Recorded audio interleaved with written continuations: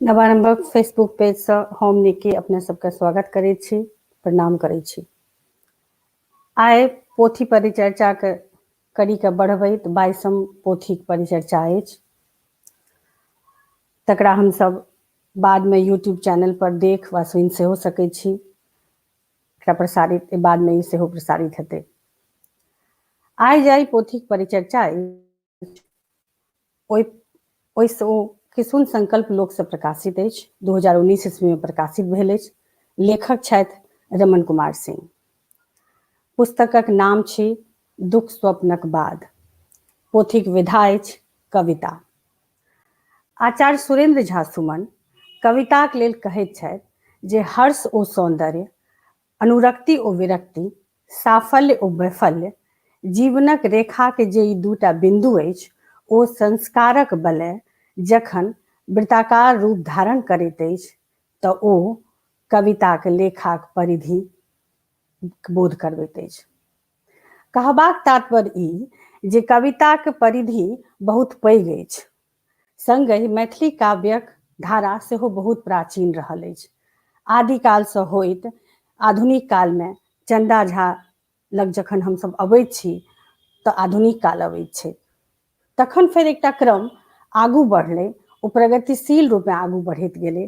ओहिमे यात्री, राजकमल, हरे कृष्ण झा, महाप्रकाश, सुकांत सोम आदि प्रगतिशीलवादी रचनाकारक रचना बढ़ैत गेल। जखन हमसब उत्तर आधुनिक काल में अबै छी तऽ हमरा सभक सोझाँ रमेश, विभूति आनंद, अजीत आजाद सनक कवि भेटैत छथि। ओहिने कवि में रमण कुमार सिंह सेहो अबैत छथि। हमरा सभक बीच आइ रमण कुमार सिंह प्रस्तुत छथि, उपस्थित छथि, अपन कविता के लऽ कऽ उपस्थित छथि, अपन पोथी परिचर्चा में उपस्थित छै। हम सब रमण कुमार सिंह के स्वागत करैत छियै। रमण कुमार सिंह सर पत्रकारिता के क्षेत्र से जुड़ल छथि, संचार माध्यम से जुड़ल छथि। ओ हिंदियो में लिखैत छथि, मैथिलियो में लिखैत छथि। हिंदी में सेहो हुनकर एकटा गजल संग्रह प्रकाशित अछि। संप्रति ओ दिल्ली में रहैत छथि आ अमर उजालाक दैनिक में एकटा संपादकक रूप में काज करैत छथि। सर अपने के हम एहि परिचर्चा में स्वागत करैत छी। एहि पोथी परिचर्चा में हमरा जाकि सब बेर होइत एलैए, ई 22म छै, अहियो बेर हमरा सभक सोझाँ 4टा प्रमुख वक्ता छथि जे पोथी पर परिचर्चा करता, एहि पोथी के विषय में बतौता कि ई पोथी कविता कहबाक सामर्थ्य रखैत अछि, ताहि पर गप करता। आ एही कड़ी में हम सब सबसे पहिने उदय चंद्र झा विनोद जी के स्वागत करैत छी। सर अपने के बहुत बहुत स्वागत अछि एहि परिचर्चा में। हम अपने के प्रणाम करै छी। उदय चंद्र झा विनोद हमर सबके वरेण्य कवि छथि। कतेको लोक संगे ई मंच पर उपस्थित रहल छथि।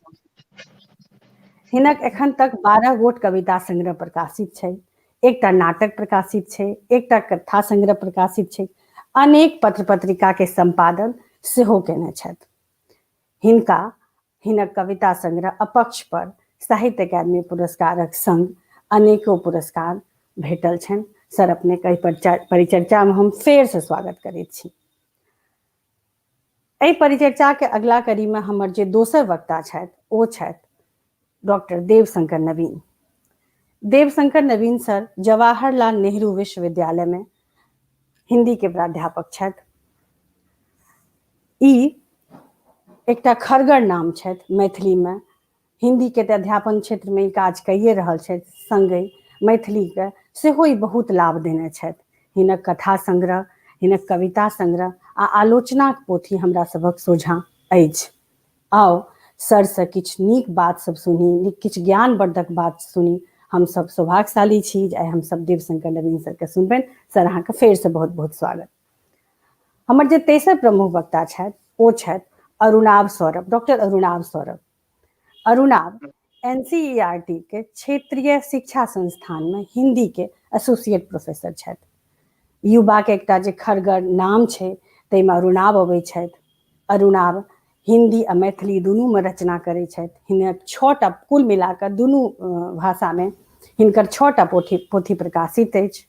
आलोचना में सेहो अपन धारदार बात से हमरा सबक सोझा प्रस्तुत होइत छथि। बहुत आह्लादित होइत छी अपन एहि अरुणाभ भाई के स्वागत करैत। हिनका साहित्य अकादमी से युवा पुरस्कार प्राप्त छनि, संगहि अनेको पुरस्कार से पुरस्कृत छथि। हम सब हिनकर अभिनंदन करै छी, स्वागत करै छी। एहि कड़ी में अगला जे हमर वक्ता छथि से छथि नारायण जी मिश्र। नारायण जी मिश्र कविता लिखबाक जे एकटा खरगर परंपरा आबि रहल अछि ओहिमे एकदम ही नवतूर छथि। वयस के तऽ नहीं कहि सकी, लेकिन रचना में एखन तुरंत मैथिली में एलखिन हैं से एकटा ठोस प्रक्रिया के संग एलथि है, एकटा अपन संकल्पना तैयार कऽ के एलखिन हैं। हिनका मैथिली के संग संग ई हिंदी में सेहो गजल लिखै छथि। हम सब आह्लादित छी। हाल ही में हिनकर एकटा पोथी सेहो प्रकाशित छै जे फेसबुक पर देखबा में आयल अछि। आओ भाई अहूँ के हम स्वागत करैत छी, प्रणाम करैत छी। प्रणाम। पोथी परिचर्चा एकटा मात्र माध्यम छै हमरा सभक बीच हमरा सभक अपन रचनाकार के जनबाक लेल, ओकर रचना के जनबाक लेल। जखन एहन समय में हमरा सभक सोझा रमण कुमार सिंहक दुख स्वप्नक बाद कविता छै तऽ हम अपने सब वक्ता से एकटा बात कहऽ चाहे छी जे ई कविता जखन अपने सब पढ़लिए तऽ पहिल दृष्टया केहन लगलै। वरेण्य के हिसाब से हम सबसे पहिने एकर जिज्ञासा उदय चंद्र झा विनोद सर से करबे जे सर पहिल दृष्टया ई पोथी अपने के केहन लागल। स्वागत। सबसे पहिने आवाज जाइए? हाँ सर अबै छै आवाज। सबसे पहिने हम आयोजनक स्वागत करैत छी। हमर रमन एकटा प्रिय कवि छथि। हिनकर ई दोसर कविता किताब आयल है। हम एहि किताबक स्वागत करै छी, एहि कविक स्वागत करै छी और एहि परिचर्चा में भाग लेनिहार हमर अखिगर समांग सब छथि। देवशंकर, नवीन, अरुणाभ, सौरभ, जते गोटे हमरा लोकनि छथि। कविता के संसार में इनका लोकनिक समझदारी, आनो भाषा कविता हम कखनो काल बढ़ि के कहि दै छियै जे मैथिली कविता कतौ पछुआयल नहीं है। एहि प्रसंग में देवशंकर और अरुणाभ बेसी कहता, मुदा मैथिली कविता की स्थिति हमरा बहुत असंतोषजनक नहीं लगैया और ताई संतोषजनक विधा में पहले संग्रह जे रमण कुमार सिंह के आयल रहे, फेसबुक पर हम 4 पाँती लिखनौ रही, हमरा वो पोथी आकृष्ट कहने रहे। आकृष्ट कहने रहे तो पाछा जरूर किछु बात हेतै, कारण एखन मात्रा बहुत बढ़ गई है। हम कतौ लिखने चलिए जखन मैथिली के अराजकता काल चल रहा है, एखन मैथिली के अराजकता काल छै। कारण जे कन हमरा लोकनि गप कर रहल छी, भ सकैया काल्हि 5-7 टा महान जन्म ल लेता। एहि महान युग में हमरा सब सन आब विदा होबा वाला व्यक्ति सब के नजर पर जो कोनो वस्तु चढ़ै छै त हमरा जनतव्य ओकर महत्व होइ छै। रमण कुमार सिंह हमर प्रिय कवि छथि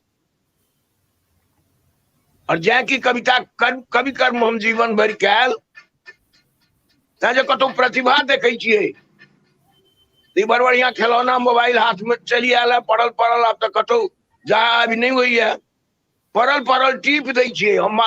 हम वो काज करै छी जो पत्रिका के संपादक लोकन पहले करै छला। आब ने कोनो पत्रिका छै ने ओकर संपादक के दायित्व छै, ई काज सब मिथिलो में करै छ। नव प्रकाशित पर पुस्तक परिचय सुधांशु शेखर चौधरी अपने ही लिखै छला और हमहू एक एहन कवि छी जो नोटिस लेने चला, हमरा अथी में रही नोटिस लेलन तो बुझायल जो हमरा कविता लिखल है तो कविता लिखल लगलो। ई काज साहब कोनो पत्रिका नहीं करे है, वस्तुतः पत्रिका आइए ने मैथिली में। ई तो 340 ईस्वी में जो स्थिति रहे से आई मैथिली पत्रिका के नहीं है। करी अवान्तर प्रसंग है। रमन के भाषा, रमन के जे परिवेश के परिचय, वस्तुतः एक दायित्व बोध कविता की छे, एक दायित्व छे। सभ्यता के आदिकाल से कविता छे। कहे छे जो ओकरा क्यों नहीं पूछे छे, पूछे पड़ते। प्रामाणिक इतिहास कविते छे। प्रामाणिक इतिहास से कविते छे। इतिहास में तो जखन जखन चलती रही छे से इतिहास लिखा लै छे। देखिए रहल छी अखन इतिहास के बदलबाक प्राणायाम हमरा देश में चल रहा है।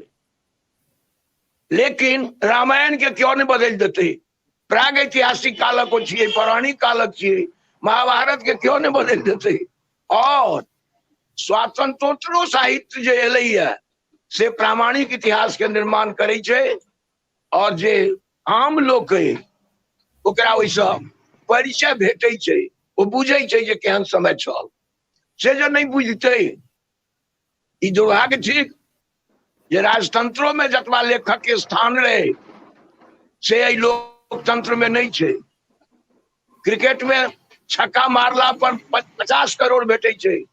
साहित्य अकादमी पुरस्कार जे भारत सरकार के सर्वश्रेष्ठ कहादन तो 1 लाख टका भेटे छे। एहि पर कतौ चर्चा नहीं हुई छे। तो साहित्य संस्कृति कला के लोकतांत्रिक सरकार में कोनो मूल्य नहीं छे। तथापि बता लिखने जा रहा है। ये अपन कर्तव्य बोध से लिखे है। साहित्यकार के पूछे छे? क्यों नहीं पूछे? यहाँ के पढ़े है? आप तो आबो नहीं पढ़े है। जतबो कविता पढ़ल जाए चल ततबो आई नहीं पढ़ल जाए। तैयो लोग लिखे है। एहि दुआरे लिखे है जो वो अपन कर्तव्य बुझे है। रमन जी के कविता में एक बात हम कहबे, कारण हमरा प्रशंसा से बेसी अप्रशंसा में मन लगी है। प्रेमक ओवरडोज छे। एकरा जे देखलो किताब के, वो पहिलका किताब के कड़ी में एक रति उन्नत छे, मुदा प्रेमक ओवरडोज छे। जखन कोनो किताब अबै है तो प्रयास रहक चाहिए किताब में जो संपूर्णता में अहाँ लेखकक सब पक्ष आवे। अहाँ जाय पक्ष पर रचै छी। जीवनक तो बहुत पक्ष छे, सबके समेटब भरि जीवनों में संभव नहीं छे। लेकिन जतबा पक्ष अहाँ लेखन के है तकर प्रातिनिधिक रचना ओहि में होबाक चाहिए। से हमरा एक अभाव लागल। ओना ई तेहन अभाव नहीं भेलै। जे रचना छे ताई में चिंता छे। देश दुनिया के चिंता छे। प्रेम तो बहुत पावन वस्तु छे। प्रेमे वसुधा के टिका कर रखने छे, चाहे ओकरा लांछित नहीं कल जा सके है। लेकिन घी मुदा घीओ जब बेसी खा लेबै तो अपच क जाए, जान पर पड़ जाए। तो हमरा बुझाय जे किछु प्रेम पर ओवरडोज छे, प्रेमक ओवरडोज छे। अन्यथा विभिन्न कविता जे छे से धरती के बात करे छे। आगा गप हम सब फिर दोसर अथी में करबे। एखन एकटा प्रथम दृष्टया के गप छले त ओइ में कुल दोसर बेर नहीं करबे। हमरा नहीं टोकू। हमरा दोसर बेर हम नहीं गप करबे। दोसर बेर गप हम छोड़ रहल छी। हमरा जो मूड में आला से बाजल दिया, 2 मिनट में बात खत्म कर दै छी। अच्छा ठीक छै सर।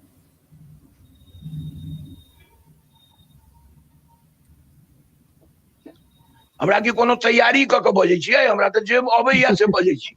नहीं नहीं से तो छै सर, बाजल जा। हाँ, हमरा कोनो लिखल कॉपी नहीं है।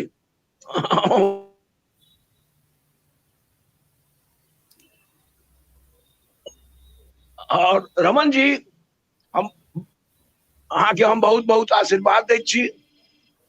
बहुत बढ़िया कविता सब है।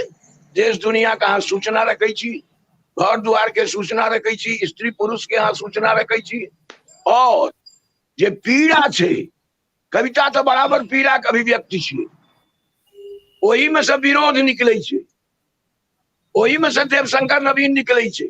लेकिन वो छै ओते, वो जे पीड़ा छे वही में जे डिफरेंट ब्रांचेज निकले छे, वही में से एकटा देवशंकरो नवीन छे, एकटा अहाँ छी।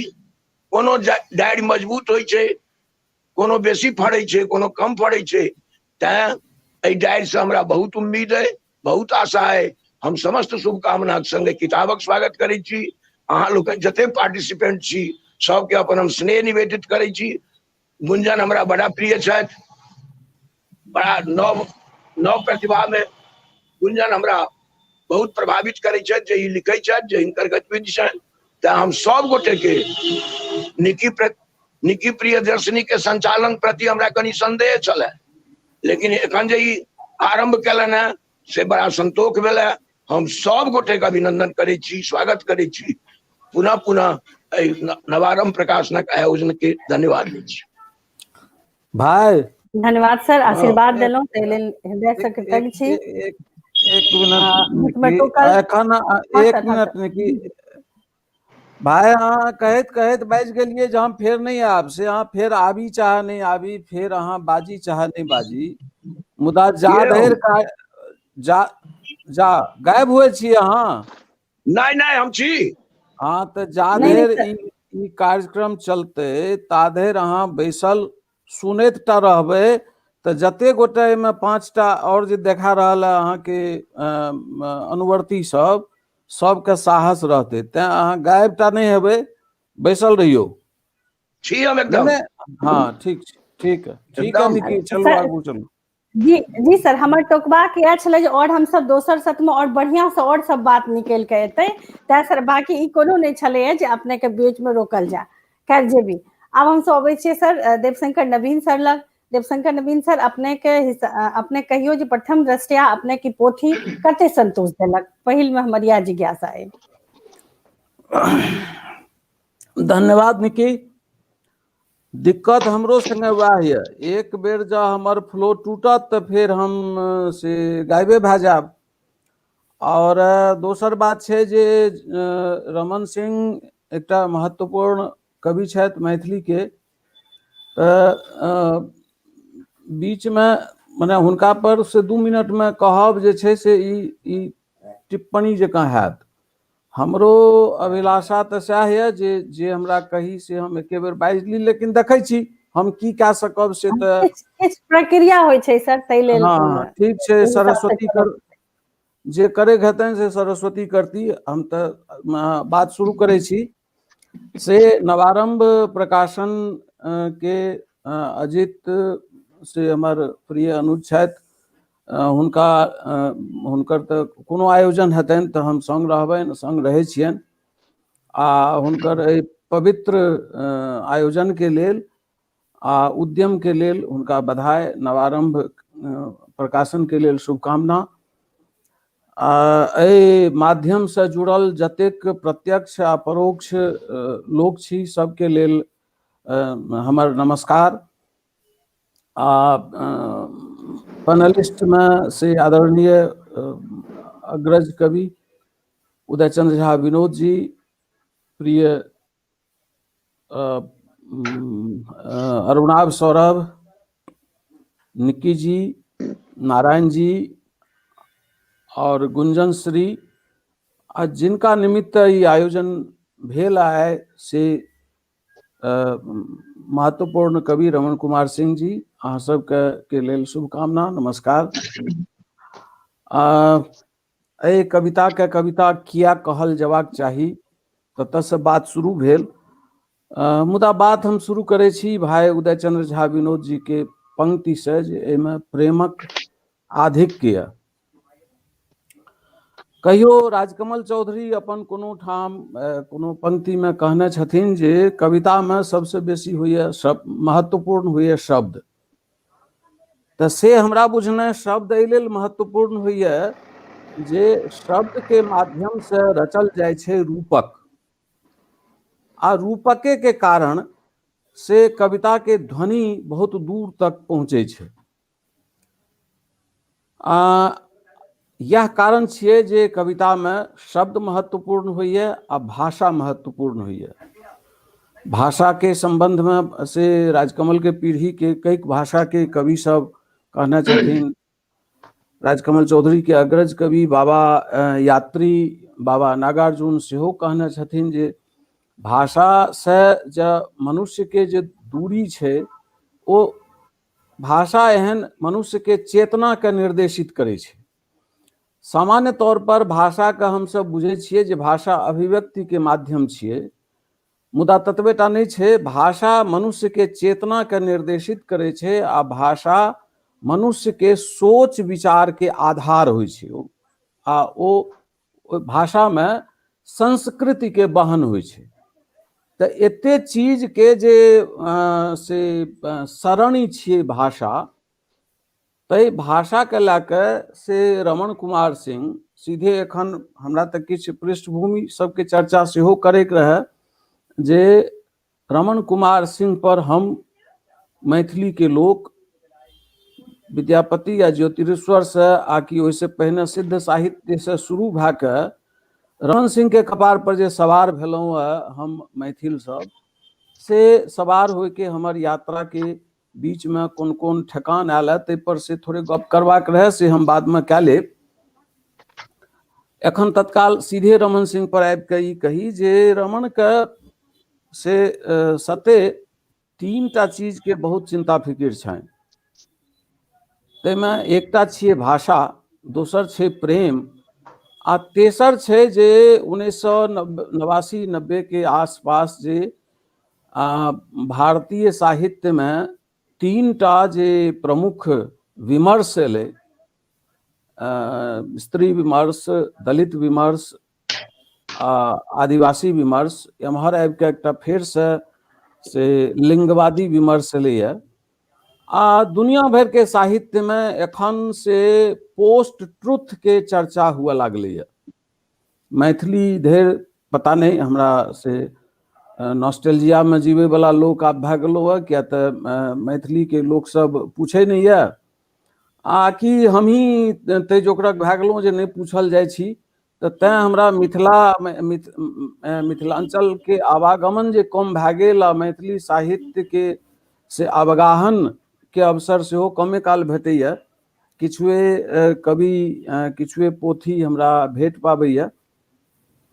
तो से मैथिली साहित्य धरि ई पोस्ट ट्रुथ के विचार पहुँचल है कि नहीं, से तैसे हमरा एखन धरि बहुत अपना बारे में नहीं छी आश्वस्त जे पहुँच गेलै कि नहीं पहुँच गेलै, से ज्ञान हमरा अछि कि नहीं अछि। तो से पोस्ट ट्रुथ आ ई जे नवका लिंगवादी विमर्श आयल है, आ ऐसे पहने जे 4 दशक पहने 3 दशक पहने 3टा नया विमर्श भारतीय साहित्य में आयल है, ई सबटा चिंता से रमण के पीढ़ी, रमण के बादो आब मैथिली में 2टा पीढ़ी आबि गेल छै, 5 पीढ़ी तो एखन हम सब उपस्थिते छी। एकेटा पीढ़ी छूटि गेला है एखन, जे 6 पीढ़ी मैथिली में एखन रचनारत छथि। अमरजी गोविंद बाबू के जो शंकरी तो न तो 5 पीढ़ी तो एखने बैसल छी। से पिछला अपना से ऊपर के 3टा पीढ़ी के बोझ नने रमण सिंह के पीढ़ी, रमण कुमार सिंह के पीढ़ी जे गत शताब्दी के अंतिम दशक में साहित्य में उपस्थित भेला, तो हिनका सब पर से बहुत रास बोझ पहिनों से रहन। आब जखन ई अपना से कनिष्ठ 2 पीढ़ी के संगे रचनारत छथि, तखन हिनका संगे फेर 2टा नव से विचार विमर्श आ बौद्धिकता प्रवेश केलकैन हैं। तो जै पर से भाई विनोद जी केंद्रित केलखिन जे प्रेम के आधिक्य छनि, से तकरा एक रति अपने ओ स्पष्ट कए देलनि जे प्रेम हुनका कोनो असौकर्य नहीं छनि, तैसे मुदा आधिक्य छै। तो हमरा ई लगैत रहैया जे एखन जे सबसे बेसी मुफ्त में बांटल जाय वाला चीज छै हमरा परिवेश में, ओ छियै घृणा। तो तै घृणा के लेल से प्रेम के तो प्रयोजन छै। एखन से तरह तरह के मीडिया पर से बहुत रास कॉमेडी, हास्य उत्पन्न करे वाला बहुत रास कार्यक्रम सब टीवी पर आबि रहल छै। हमरा ई लगैत रहैया जे सबसे बेसी के हंसैया दुनिया में, तो जँ कियो बहुत प्रसन्न हुए तो से हंस सकैया, आ नहीं तो बताह हुए तो तखन ओ हंस सकैया। ज्ञान अकिल नहीं होय, मुदा हंसै लायक एखन एहि दुनिया में, दुनिया के कोनो कोन में आ सामाजिक परिदृश्य में हंसै जोगरक किछो होय से तऽ हमरा नहीं देखाइए। तऽ ताहिमे जो रमण प्रेम खेहारने फिरै छथि, प्रेम ताकने फिरै छथि, प्रेम बिछने फिरै छथि, तऽ ई कोनो से तेहन बात नहीं छियै। नीके बात छियै जे प्रेम के हुनका कविता में जे प्रेम के प्रति चिंता छनि से जे प्रेम पर तऽ एकटा कविता तक सेहो छनि, प्रेम के भाषा, ओहि भाषा पर हमरा जायसँ सौंसे कविता के उत्खनन करी, ओहिसँ बढ़िया ओहि कविता के अंतिम 4 पंक्ति देखियौ। एहि भाषा के लिखित शब्दक नहि मात्र अनुरागक होइत अछि जरूरत, एकरा माध्यमे बुझि सकैत छी हम दुनिया के ओकर असली रूप में। तें आइ काल्हि हम सीख रहल छी प्रेम के भाषा।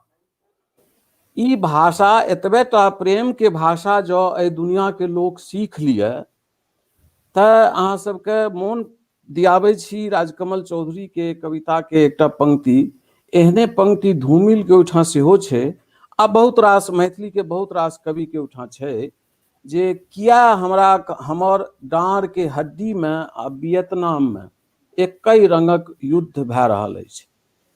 जो रमण के अपना चारू कात पसरल घृणा के देखैत जँ हुनका दुनिया से प्रेम करे लेल प्रेम के कोनो भाषा के जरूरत छनि तऽ से हेबाक चाही। रमण के ई दोसर कविता, मैथिली में दोसर कविता संग्रह छियनि। ऐसे पहिने बाघ दूहने का कौशल हिंदी में संग्रह बहुत महत्वपूर्ण संग्रह रहनि आ हमरा बुझाइए जे ई कविता संग्रह प्रकाशित होय काल से रमण कुमार सिंह के जन्म भेल छनि जे दर्ज अइ से यह 10 सितंबर 1969 आ अंतिम दशक में, गत शताब्दी के अंतिम दशक में हिनकर मैथिली कविता लेखन में प्रवेश भेलनि। हालांकि एहि किताब पर अपन से उम्र ओ किया छपेने छपा लेलनि, मने छपा मतलब प्रकाशित नहीं, नुका लेलनि, से हमरा नहीं बुझाइए जे हुनका नुकबै के की प्रयोजन पड़लनि। प्रकाशन उद्योग से जुड़ल एहिमे अजित छथि आ आनो कियो जँ सुनि रहल होइत तऽ हुनका सबके ई हम सूचना दियनि जे कवि के जन्म आ कविता के जन्म तिथि नहीं रहला से शोध में बड़ परेशानी होइ छै। तें शोध दृष्टि के ध्यान में राखैत आ कहियो आलोचना के केंद्र में राखैत से कविता के रचना तिथि अवश्य रहबाक चाही। आ एहिमे से रमण के पहिल कविता संग्रह के उल्लेख नहीं छै। नाना तरह के चीज जे कविता रमण के कविता के समालोचना लेल नहियो प्रयोजनीय भए सकैए से छै, लेकिन जे प्रयोजनीय छलैए से नहीं छै। मुदा समस्त श्रोता लोकनि लेल आ से एखन जे समस्त भावक के संगे संगे जे पैनलिस्ट छथि तिनका लेल जो और से रमण कुमार सिंह के काव्य दृष्टि पर विचार करे के प्रयोजन हुए तो एकटा कविता हम से छोटे कविता छे, पूरा कविता पढ़े चाहे छी आ तखन रमण सिंह पर गप करे चाहे छी। से छी ओना रमण सिंह से परमिशन रमण कुमार सिंह से लेबऽ पड़त, कारण हुनका ओ जहन एहिमे छथि तऽ ओहो कविता पढ़ता, मुदा पढ़ता तऽ पढ़ता कहै हम ई चाहे छी मुड़ी झुला के रमन जी अहाँ इशारा कए दियौ जे हम पढ़ी, कविता नहीं झुला रहल छी मुड़ी, अहाँ बुझाय परमिशन नहीं दे रहल छी। दू स्वप्नक बाद जे एहि कविता के किताब के शीर्षक छी से एहि संग्रह के पहिल कविता छी। एते काल से जे हम रमण के चारू कात के परिदृश्य के चर्चा केलहुँ, ओ परिदृश्य में कोना छै तकरा एकटा घटना अहाँ सबके मोन पारि दी। थोड़े दिन पहिने बिहार में किछु एकटा डॉक्टर जे अपन पत्नी आ बेटी के संगे कतौ घूमय ले निकलल छलै, जे वीडियो वायरल भेल रहे आ तई में जे 10-11 टा से राजनीतिक गुंडा ओहि डॉक्टर के गाछ में बांध के ओकर पत्नी आ बेटी दुनू के संगे बलात्कार केलकै 12 गोटे मिलके। से एहि समाज के बलिहारी देल जेबाक चाही आ ओहि स्त्री के बलिहारी देल जेबाक चाही जकर भाई बेटा या कि बाप या कि ससुर ओ 12टा छियै। जँ ओहि स्त्री के मनुष्य होय के कोनोटा क्षमता अपना मन में छनि तऽ हुनका सबके ओहि 12 पुरुष के घर से निकाला दे देबाक चाही। कारण कनिए कल्पना करियो अहाँ सब जे ओ डॉक्टर जे अपन पत्नी के आ अपन बेटी के अपना सोझा में 12 गोटे के बलात्कार करैत देखलकै, ओ डॉक्टर एखन कोन मौत मरि रहल हेतै तकर कल्पना अहाँ सब करियो। आ ओ चिंता रमन के एक कविता में देखे के कोशिश करबै जे आइ काल्हि अनेक तरहक दुःस्वप्न देखैत रहै छी हम आ भऽ जाइ छी परेशान। कखनो काल देखै छी जे हम घेरायल छी दुश्मन सभक बीच आ केओ बचाबै लेल नहि अब बढ़ैत अछि आगू, अपनो हित मीत हंसैत अछि हमर हाल पर। कखनो काल देखै छी जे हमरा लेल अन्न उपजबै वाला भाइ लगा लेलक अछि फसरी आ हम मात्र कानि रहल छी दुख में, बकार नहीं फुटैत अछि मुँह सँ। कखनो काल हम देखै छी जे एकटा बूढ़ जकर मुँह कान हमर पिते सन लगै छै, असहाय भेल कऽ रहल अछि मदति लेल गुहारि। ओतहि एकटा बूढ़ स्त्री जे हमर माइये सन लगैत अछि, दबाइ बिनु कऽ रहल अछि अपन मृत्युक प्रतीक्षा। कखनो काल हम देखै छी जे एगो लड़की हमर बेटिए कुमेरक अछि, बदमाश सबसँ घेरायल कऽ रहल अछि आर्तनाद, आ हम ओकरा बचेबाक करै छी कोशिश कि तखने किछु गुंडा राखि दैत अछि हमरा गर्दन पर छुरी आ हम छुटै के कोशिश में चिकरैत छी बड़ी जोरसँ कि तखने टूटि जाइत अछि हमर नींद आ हम देखै छी जे नवका भोर केर सूरुज अपन हंसैत किरणक संग हमरा खिड़कीसँ दऽ रहल अछि हुल्की। ई चिंता एहि समाज के चिंता छियै जे समाज हम एक बेर मोन पारै छी जे विभूति आनंद सन विशिष्ट कवि रमन के कविता के से भोरक आतुर प्रतीक्षा के कवि कहलखिन हेँ।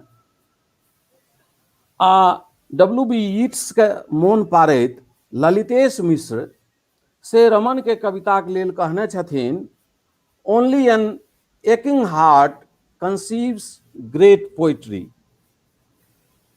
कने फेर से अहाँ सबके पाछू जाय ले कहै छी जे मोन पारियौ निराला के सरोज स्मृति के, जहन निराला के बेटी मरल रहन तकर 20 वर्ष के बाद ओहि दर्द के जखन निराला 20 वर्ष अपना हृदय में पोसलनि तखन जाके 20 वर्षक बाद सरोज स्मृति के रचना भेलै। रमन अपन समाज से जे दर्द प्राप्त करै छथि, ई विचित्र कवि के जे भाई विनोद जी जे अपना वक्तव्य में जकर उल्लेख कयलनि जे विचित्र जाति होइए कवि, आ मैथिली के कवि के तऽ हम और विचित्र एहि लेल मानै छी जे मैथिल के स्वभाव में छै यातना सहि लेलाक बादो साहस राखब। खास कऽ के जे कोशी बागमती क्षेत्र के जे कोनो व्यक्ति छथि ओहिठाम यातना सहब एकटा संस्कार छै, जे बुझै छै जे 2 मास के बाद जे कोशी के बाढ़ि हेतै से हमर सत्यानाश कऽ देत। ओ बुझै छै जे हम जे जतन से मकई आ मूंग आ खेसारी आ इत्यादि जे फसल लगेने छी से 10 दिन के बाद बाढ़ि हेतै, ई बहा के लऽ जेतै। मुदा एकोटा कोशी बागमती क्षेत्र के एको किसान ओहि लेल छाती नहीं पीटैया, ओहि दर्द के सहैया आ अगिला बेर ओ 3 मास बाद ओ बाढ़ि के जाय के प्रतीक्षा करैया आ फेर से ओहि यातना से लड़ै लेल अपना के तैयार करैया। तैं कोशी आ बागमती क्षेत्र के जे किओ कवि छथि ओहि कवि के अपन माटि से ई संस्कार भेटैत रहै छनि जे ओ से एहि समस्त यातना के साहस के रूप में अपन ऊर्जा के रूप में लै छथि आ एकटा नव भोर बनबै ले ओ भोर के कोसी बागमती क्षेत्र के कवि भोर के प्रतीक्षा नहीं करैया, ओ नव भोर बनबैया आ से बनबै के बाट रमण के लगभग कविता में छनि। कनि स्त्री विमर्श आ प्रेम वाला मामला जे छै से छै, मुदा तकर जरूरत हमरा तऽ बुझाइए।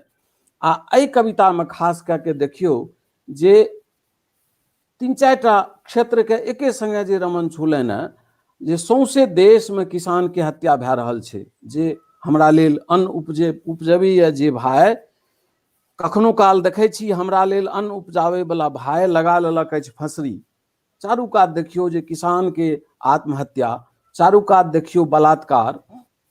बिहारे से एकटा वीडियो वायरल भेल रहे जे एकटा बहुत 8-9-10 बरख के बच्चा के कोनो झाड़ी में ला जाके ओकर कपड़ा उतारल जा रहल छै, आ ओ बच्चा केकिया रहल छै, आ ओ 8-10 टा लोफर सब ओकरा नांगट कए रहल छै।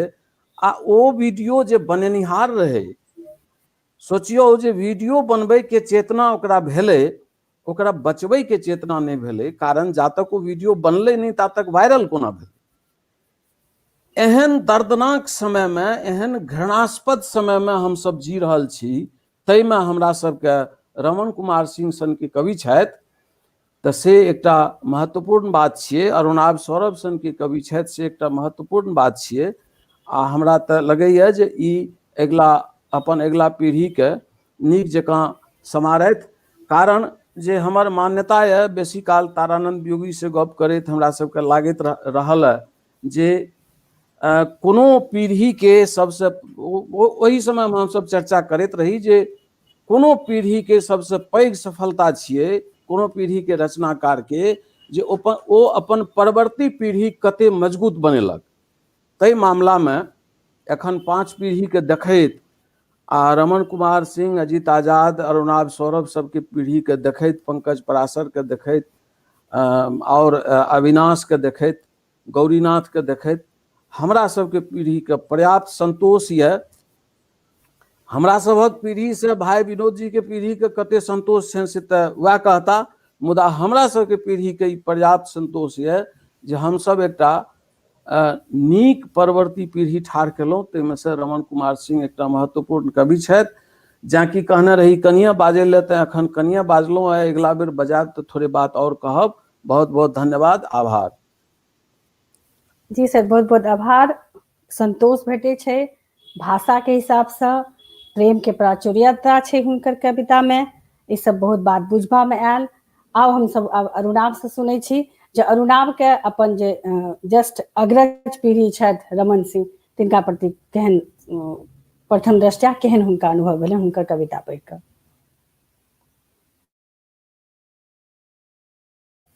अनम्यूट कऽ लिअ अरुणाभ।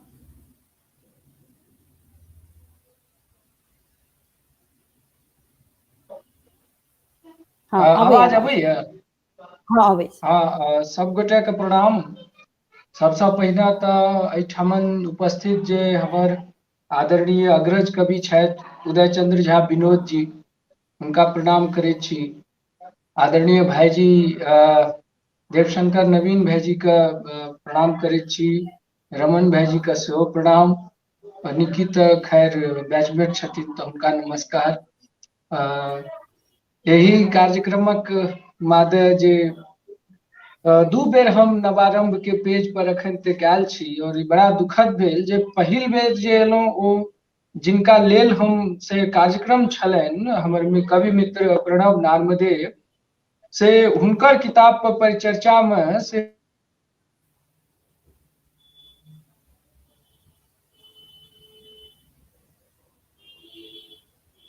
आवाज हेलो, हाँ आब अबै छै, अबै छै।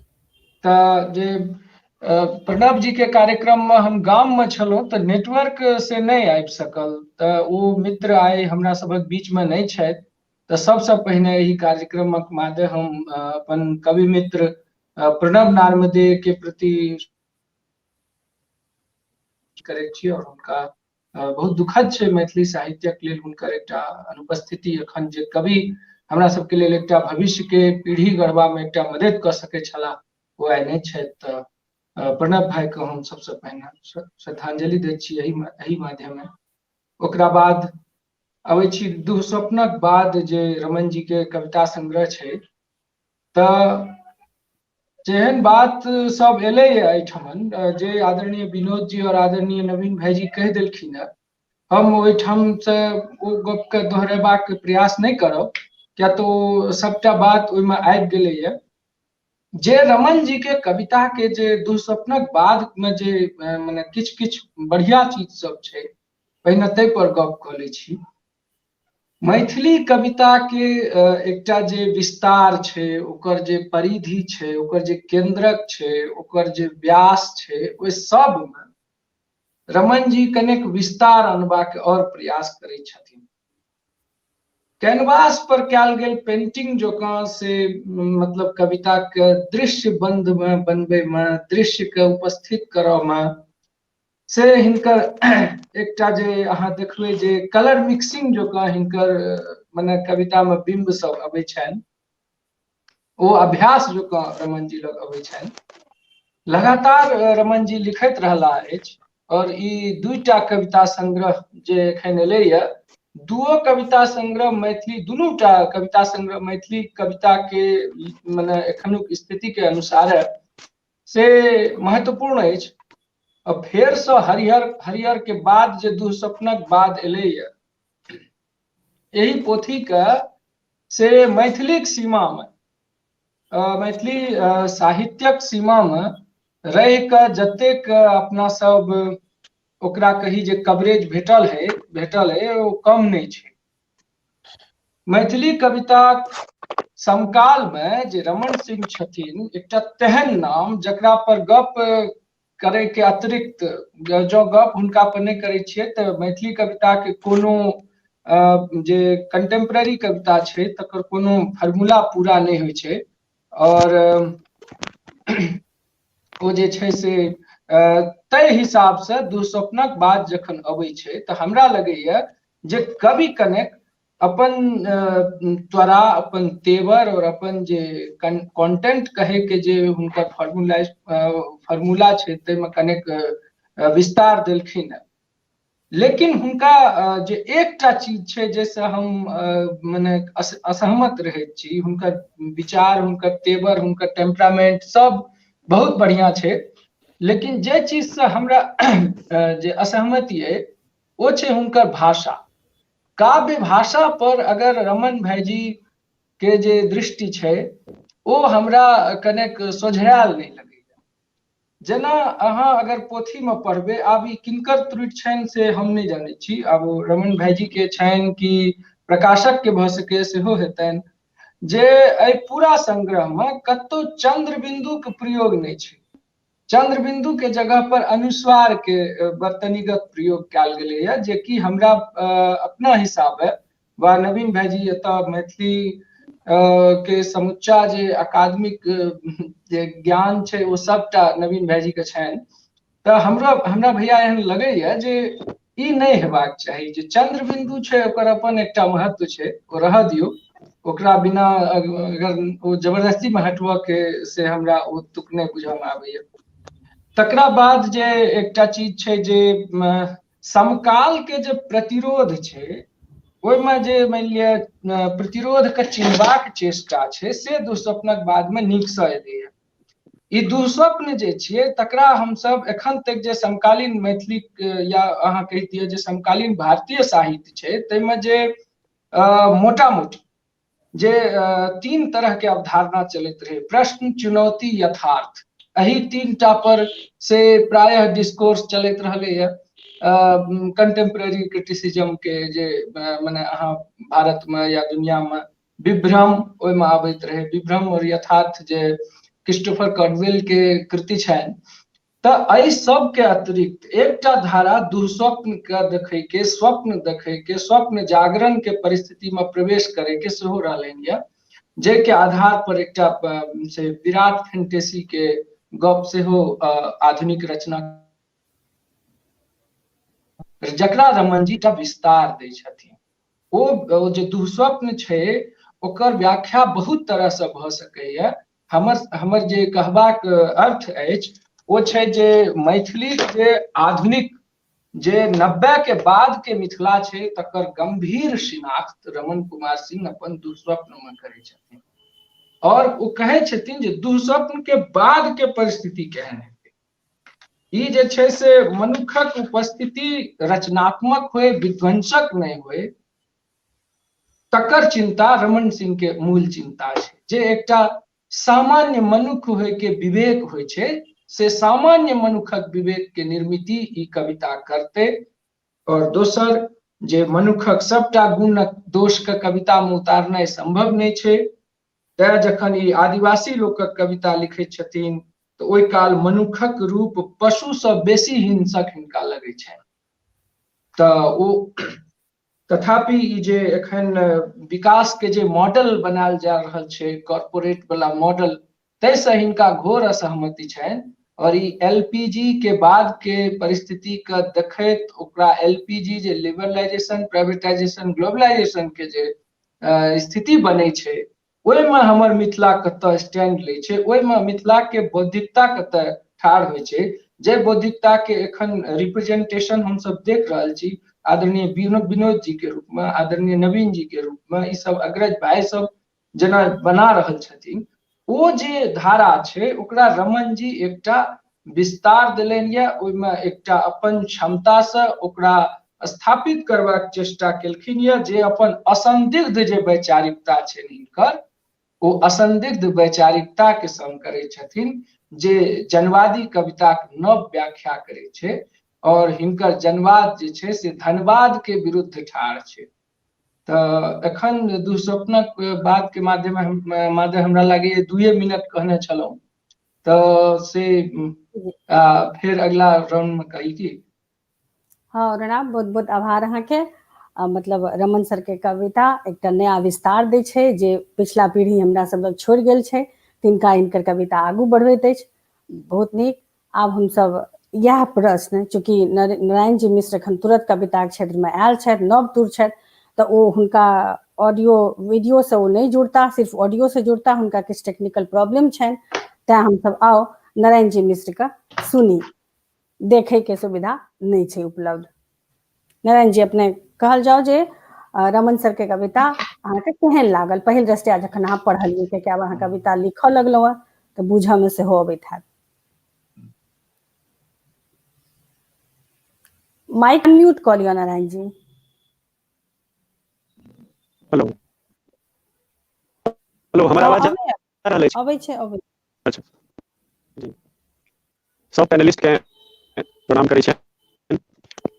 और ये सृजन कार्य केलनि हैं रमन सिंह जी, उनका साधुवाद। हम बुझै छियै जे सृजन केनाइ स्वयं में एकटा बहुत पीड़ादायक कार्य छै। आवाजो में प्रॉब्लम और छै। हेलो, आवाज में सेहो प्रॉब्लम है, हाँ, कनी नेटवर्क के देखल जाए। नेटवर्क में असल में बहुत दिक्कत छै। बढ़िया यह है जे हमरा बाहर राखी बेसी नहीं। नहीं अहाँ के जे बजबाक हुआ कहि दियौ, आवाज आबि रहल छै आवाज, कहल जाओ। तो हम ई कहऽ लगलहुँ जे अपने के प्रश्न संभवतः यह छलै जे प्रथम दृष्टया रचना केहन लगलै छै।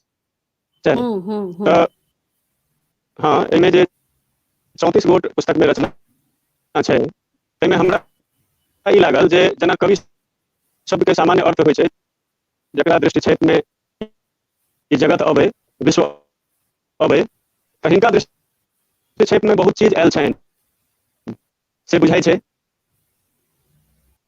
रचनाक आरंभ दुःस्वप्न से भेल छै अवश्य, मुदा तकर परिणति फेर सुखद छै, जतऽ ई कहै छथि नवका भोर के सूरज अपन हंसैत किरणक संग हमरा खिड़की सँ दऽ रहल अछि हुल्की। एतऽ ई लगैए जे दुःस्वप्न एकटा छथि। तहिना एहिमे और बहुत तरहक रचना देखबा में आयल अछि।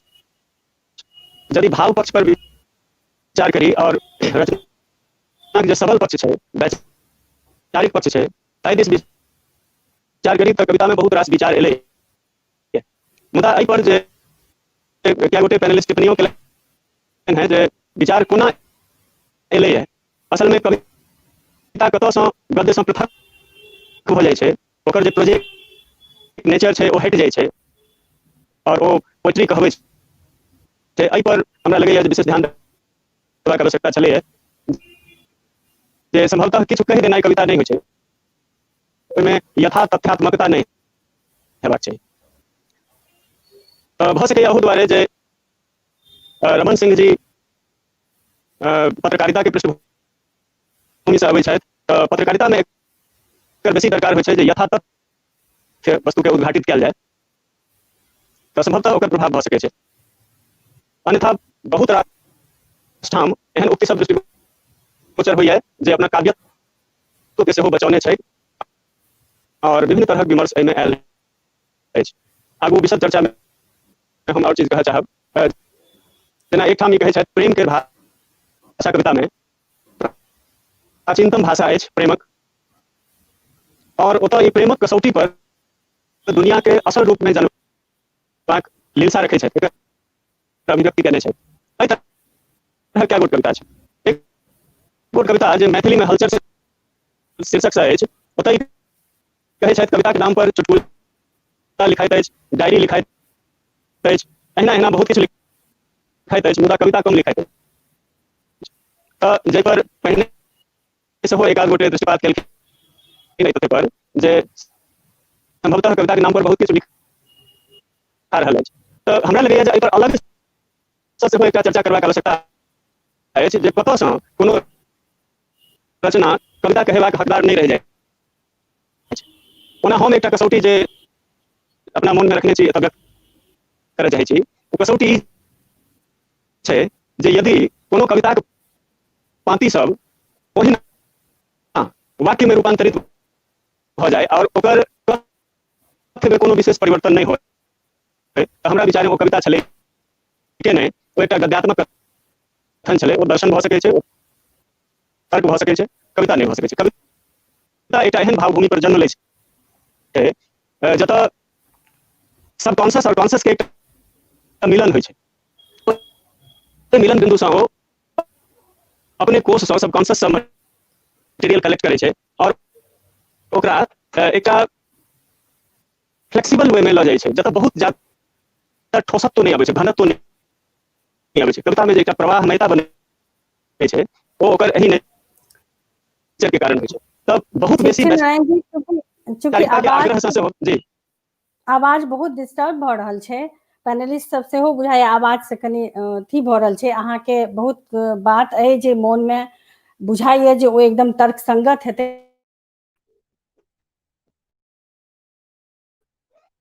हाँ नेटवर्कक समस्या छै बहुत रास एतऽ से हम पहिने बहुत रास समस्या छै हालांकि हम प्रयास केलिए जे दूर होय मुदा से भेलै नहीं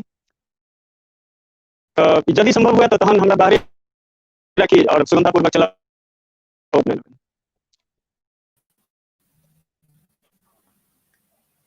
हाँ आवाज हुनकर नहीं अबै छलनि हैं ताहि दुआरे हम सब बहुत बात नहीं सुनि सकलहुँ नहीं बुझि सकलहुँ लेकिन ओ जरूर कहलखिन हैं जे हुनका रमन कुमार सिंह के जे परिणति छै से हुनका सुखद भेटै छनि तऽ हमरा सब आब अपन लगभग पहिल चक्र के समाप्त कऽ चुकल छी आब हम सब एकटा छोट सन अल्प विराम लेब तकर बाद फेर एहि पर चर्चा के आगू बढ़ायब नीक नीक बात सुनब आब जतेक इच्छा हुआ तते बात बाजि सकै छी हमरा लग संपूर्ण समय अछि तखन समय के कनी बाध्यता छलै है आब हम सब कनी अल्प विराम के बाद फेर आयब सब गोटे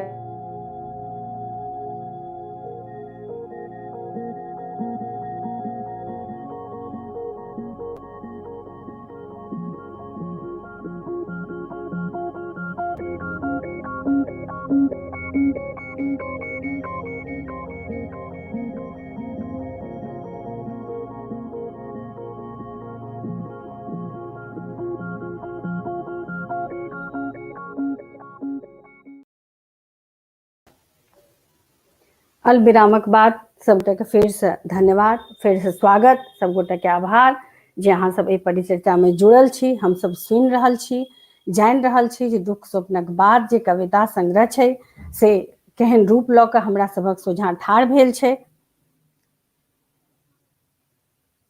सब पैनलिस्ट के फिर से हम स्वागत करै छी।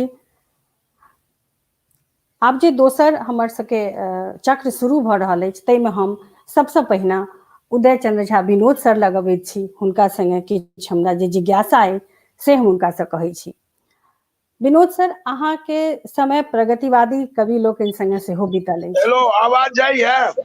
हाँ सर, आबि रहल अछि। हमर जिज्ञासा अइ जे अहाँके समय प्रगतिवादी। हम तो कही देने चलो जे हमरा छोड़ दियो, तब कथी ला? नहीं सर, नहीं, हमर कनी जिज्ञासा है सर, तकरा पूरा कयल जाय। एखन जे सुनलहुँ है ताहि पर किछु टिप्पणी करै छी। हमर पहिने किछु बात से, हाँ, हमर बात पहिने सुनि लेल जाउ सर, तखन अपने कहबै। कहू ने। जे अपने सब प्रगतिवादी कवि लोकनिक संगे सेहो समय बीतल अछि। अभिव्यंजनावादक जे प्रवर्तक छथिन माया बाबू, तिनको संगे अहाँ रहल छियै। तदर्थवादक जे प्रवर्तक छथिन मार्कंडेय प्रवासी जी, तिनको संगे अपनेक समय बीतल अछि। आ एखन जे छै से एकटा प्रगतिशील विचारधारा में सेहो अपने सक्रिय छै। ताहिमे जखन अपनेके रचना सर्वहारा पर जे लिखै छियै जे बाजू धर्म ईमान सब मालिक, जे हमरा और लड़की के लिए, एहन तरह के जखन रचना अपने लिखै छियै सर, तऽ अपना अहाँके जे उत्तराधिकारी पीढ़ी एकटा आब आबि गेल छै समाजमे, अहाँके सोझामे एखने रमण कुमार सिंह या हम सब छी, एकटा उत्तराधिकारी पीढ़ी छै। तऽ ओहि उत्तराधिकारी पीढ़ीमे अपने सोझा जखन रमण कुमार सिंह अबै छथि अपन कविता संग्रह लऽ के, तऽ अहाँके केहन रुचैत अछि ओ रचना सब? कविता जे छियै ने से हम जे प्रगतिशीलता बुझै छी, ओ प्रगतिशील होइते छै। माँ निषाद जे कहलथिन वाल्मीकि, ओतहि से ओ प्रगतिशील छियै। हम मार्क्सवादी प्रगतिशीलता के नहीं मानै छियै। कविता जब पीड़ितक पक्ष में ठाढ़ नहीं छै तऽ कविता नहीं छियै। ओ जे माँ निषाद निकललै, ओ पीड़ा के पक्ष में रहे। कविता ओतहि से जन्मल छै। तैं कविता बराबर शोषितक पक्ष में रहते, तैला लाल झंडा उठावे के प्रयोजन नहीं छै। हमर ई मान्यता रहल है। शोषक जे छै आ शोषित जे छै, वो सब दिन से रहले है मालिक आ नौकर। और जे उपेक्षित वर्ग छै, जे पीड़ा में छै, पीड़ा के अभिव्यक्ति दै छै कविता। और कविता आत्मा के आवाज होइ छै। बौद्धिकता जखन ओकरा पर चढ़ि जाइ छै तो काव्य समाप्त भऽ जाइ छै। जतेक बौद्धिकता चढ़तै तते कविता को क्षति पहुंचौतै। भाई हमरा निकी अहाँ से पूछने छलिए जे एते लंबा से समय बीतेलाक बाद जे रमन सिंह सन कवि अहाँ के माथ पर आबि तुलेला, से अहाँ के केहन लागे छै? एकदम नीक लगै छथि। आ जै नीक लगै छथि तैं हम ओ पहिलो संग्रह के अहाँ जे टिप्पणी फेसबुक पर पढ़ने है, ओहू में हम ई बात लिखने रही। कारण लाल झंडा नहीं उठौने छथि और पीड़ितक पक्ष में ठाढ़ छै। जे मनुष्य के पीड़ा छै आजुक लोक के, बड़ बढ़िया एकटा अरुणाभ सौरभ एकटा बात बजला है जे मिथिला के अभिव्यक्ति, मैथिली कविता केवल मिथिला के अभिव्यक्ति या कोनो कविता, हम तो मानवक पीड़ा के पक्ष में छी। नाइजीरिया में जो होइ छै, इथियोपिया में जो होइ छै, ओतौ मैथिली कवि के ध्यान जाइ छै। तैं हम मानवक पीड़ा के उद्गाता छी, ओकरा पक्ष में हम ठाढ़ छी। केवल मैथिलक पीड़ा हमरा नजर पर नहीं है। जतऽ कतौ अन्याय होइ छै तैठाम हम ठाढ़ छी। संगहि हम झंडा लेने नहीं ठाढ़ छी, हमारा अपन झंडा है। मार्क्स से पहलो कविता रहे, हमरा पहिनो दुनिया चले, हमरा बादो रहते। और कविता के बादे धर्म, कविते के पेट से धर्म बढ़ायल छै। कविता आज छियै, कविता जहन एलै तखन धर्म एलै, तखन संस्कृति एलै, तखन राजनीति एलै। कविते निर्माण केलकै। तैं कविता मानव के मानव बनौने छै। पशु से जे मनुष्य बनलै से निर्माण केलकै कविता। कविता के ककरो पछलग्गू होबाक प्रयोजन नहीं छै। कविता के पाछू राजा गेलैया, कविता के पाछा राजतंत्रों में, पहिने हम कहने छलहुँ है जे राजतंत्र में कवि के बेसी मोजर चले है, लोकतंत्र में नहीं छै। और झंडा उठौने तो वही छै जे सोवियत संघ में नोबेल पुरस्कार भेटले एकटा लेखक के, जाय नहीं देलकै सोल्जनित्सिन के। तैं हम ककरो पछलगुआ नहीं छी, हम मतलब कवि। कविता प्रथम वाक्य छियै मनुष्य के, ओतै सब सभ्यता शुरू भेल छै, ओकर बादे धर्म आयल छै। दोसर रमन जी के चंद्रबिंदु वाला बात जो आप कहलथिन से हमरा ध्यान पर नहीं चढ़ल चले, बहुत सही बात, ओकर हम समर्थन करै छी। ठीक है, हमरा लोकन हिंदी में देखे छियै चंद्रबिंदु उठा देलकै है, लेकिन मैथिली में हम सब नहीं उठलहुँ है। हमरा चंद्रबिंदु और अनुस्वार दुनू रहक चाही, ताहि से कनी गड़बड़ हमरा ओहिठाम होइया। दुनू दू उच्चारण छियै, तैं ओकरा बचा कर राखू। और अहू संग्रह में से सब तरह पीड़ा के वर्णन छै। विश्व मानव के चिंता मैथिलियो कविता करी छै, तैं मैथिली कविता के केवल मिथिला तक समेट कर नहीं देखल जाबाक चाही। और एकटा बात हम एहिमे, बहुत गोटे हमर श्रोता छथि जे एहिसँ जुड़ल छथि एखन, और अपने लोकन समर्थ लोक सब एहिमे भाग ल रहल छी। हम एकटा बूढ़ बकेल एकटा बात हम कहै छी, एक बेर कोनो प्रसंग में यात्री जी कहने रहे, एकटा किताब कोनो देने रहियन, ओ मैथिली कविता पर कहलथिन। चेतना समितिक मंच पर एकटा कोनो किताब देलियन, ओहिठाम उमटलखिन आ ओ कहलखिन एकटा बात हमरा नहीं कहलनि, ई नहीं बुझब जे हम सर्टिफिकेट ल रहल छी, हमरा ककरो सर्टिफिकेटक प्रयोजन नहीं है। वो कहलथिन जो कविता तो मैथिलीए में होइ छै, मैथिली तो कविता के भाषा छियै। हिंदी में कतौ कविता होय, हिंदी में कविता ओहन नहीं होइ छै जेहन मैथिली में होइ छै। ई हम नहीं कहै छी, यात्री जी कहलथिन। एहि भाषा में, भाषा पर सावधानी राखऽ पड़तै, भाषा हमर संपत्ति है। बंगला और मैथिली कविता के भाषा थिकै, और एहि भाषा में रमन जी कविता लिखलन है।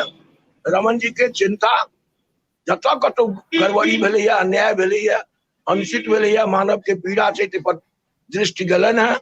और की छै ओहिमे ताहि पर विचार होबक चाही, की नहीं छै से तऽ कतबो लिखब तऽ बहुत छुटि जेतै। बड़ीटा दुनिया छै, बड़ समस्या छै।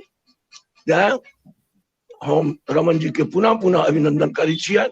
और अहाँ लोकन के से इहो बात बुझ लिअ जे रैका में बैसल हम ओते बात नहीं बुझ सकबै जते देवशंकर बुझै छथिन, जते अरुणा बुझै छथिन। हमरा बुझौ के सीमा है, तो जे हम बुझै छी ताहि हिसाब से हमरा कवि पसिन्न छथि। और हमरा कोनो कविता पढ़ला पर नीक लागल तो नीक कहलिए, नहीं नीक लागल तो नहीं नीक लागल। किया नहीं लागल से तो अपन बौद्धिक क्षमता है। ओना विद्यापति सबके नीक लगै छै। तातल सही कटबारी बिंदु समसुतमित रमणी समाजे, एकर अर्थ हरवाहो बुझै छै। आ छै कठिन, पढ़ले लिखल के बहुत के नहीं तातल के अर्थ अबै छै, लेकिन हरवाह बुझै छै। कवि ओ छियै जकरा सब बुझै, लेकिन सब जकरा बुझै से सब कविता नहीं होइ छै। तैं श्रेष्ठ कवि ओ छियै जे मैक्सिमम लोक तक पहुंचे अपन कविता के संग। और ताई निकती पर रमन जी के आशीर्वाद दै छियनि जे अहिना लिखैत रहैत, एक दिन इहो से बुद्धिजीवी वर्ग से लोकों तक पहुंचैत। कारण श्रेष्ठ कवि जे भेलैया ओ लोक तक गेलैया, संस्कृत भाषा चलि गेलै। नहीं तो वाल्मीकि के हमहूँ अहाँ ओहिना पढ़ितौं, तुलसीदास के पढ़ै छी कि नहीं। अष्ट श्रेष्ठ कविता धीरे धीरे समय लगे छै, लेकिन वो आम आदमी तक जाइ छै। ई जे अहाँ सबके भ्रम है जो किछु पढ़ले लिखल तक सीमित रहे छै, या 5 गोटे 10 गोटे 20 गोटे तक ना है। श्रेष्ठ कविता जाइ छै। हमरा तऽ एहिठाम एकटा छथि मित्र जे हमरा प्रसादे बहुत किताब पढ़लनि, वो 2 मील के चर्चा करैत रहे। हम कहलिए अहाँ पढ़लहुँ है, तो जो बड़कीटा कवि चले, वो कोनो साहित्य से उनका मतलब नहीं था, किताब पढ़ले वो 2 मील के चर्चा करे। तो लोग छै, एहन बात नहीं छै जे यात्री जी के पार्टी, नागार्जुनक पार्टी एहिठाम सामान्य पढ़ल लिखल लोक सब बजै छै। सुमन जी के सेहो बजै छै। यात्री जी के प्रशंसा करू, सुमन जी के निंदा करू, वो हम कभी कर्म नहीं मानै छी। ई हम मानै छी झंडा बरदार के काज, वो राजनीति छियै। और राजनीति जखन कविता में अबै छै तो कविता के क्षति करै छै। तैं हम तो मानव नियत के बदलबाक बराबर प्रयास कलक कवि, सएह प्रयास करैत रही। सएह वाल्मीकियो कलनि, सएह जयदेवो कलनि, सएह विद्यापतियो कलनि, और सएह देवशंकर नवीन से हम आशा करै छी। जखन कि हिनका से आशा एहि प्रसंग में विवादक बात है, लेकिन अरुणाभ सौरभ से आशा करै छी, रमन से आशा करै छी, जते गोटे छी जे कविता बड़ी पैघ वस्तु छै, राजनीति एकरा लग छोट छै। राजनीति कविता के राजनीतिक पिछलगू नहीं बनाओल जयबाक चाहिए। ई हम ही नहीं कहै छी, बहुत गोटे कहलथिन, बड़का बड़का लोग कहलथिन। और एखन हम देखै छियै जे हम जेना मध्यम मार्ग के कहलखिन भगवान बुद्धो।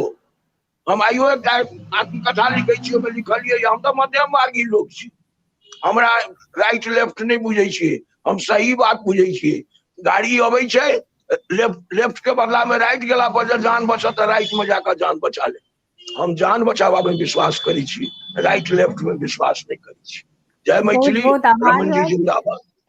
हाँ, बहुत बहुत आभार सर। रमन सर जे कविता के एकटा निक्ति छै ताहि पर हुनका अहाँ ठाढ़ केलियै ने कि ओ एकटा सुचर कवि छथि, जे एकटा बात एबाक चाही से हुनकर रचना में अबै छै। अपने सनक बरेण्य कवि अगर हुनकर रचना से संतुष्ट छी तऽ ई हमरा सब लेल सेहो संतुष्ट होबाक लेल एकटा नया पाठ दैत अछि।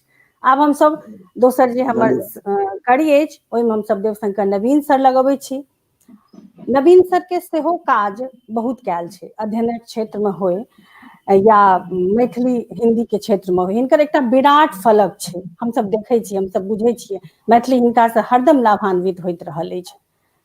एहन में जखन अपना अहाँ के सोझा सर मैथिली कविता अबैत अछि, जे आब एकटा संकुचित सर कहलखिन है जे ओ संकुचित नहीं छै, आब ओकर पृष्ठभूमि या ओकर जे फलक छै से विस्तार भऽ गेल छै। विश्व स्तर पर हम सब मैथिली कविता के ठाढ़ पबै छियै।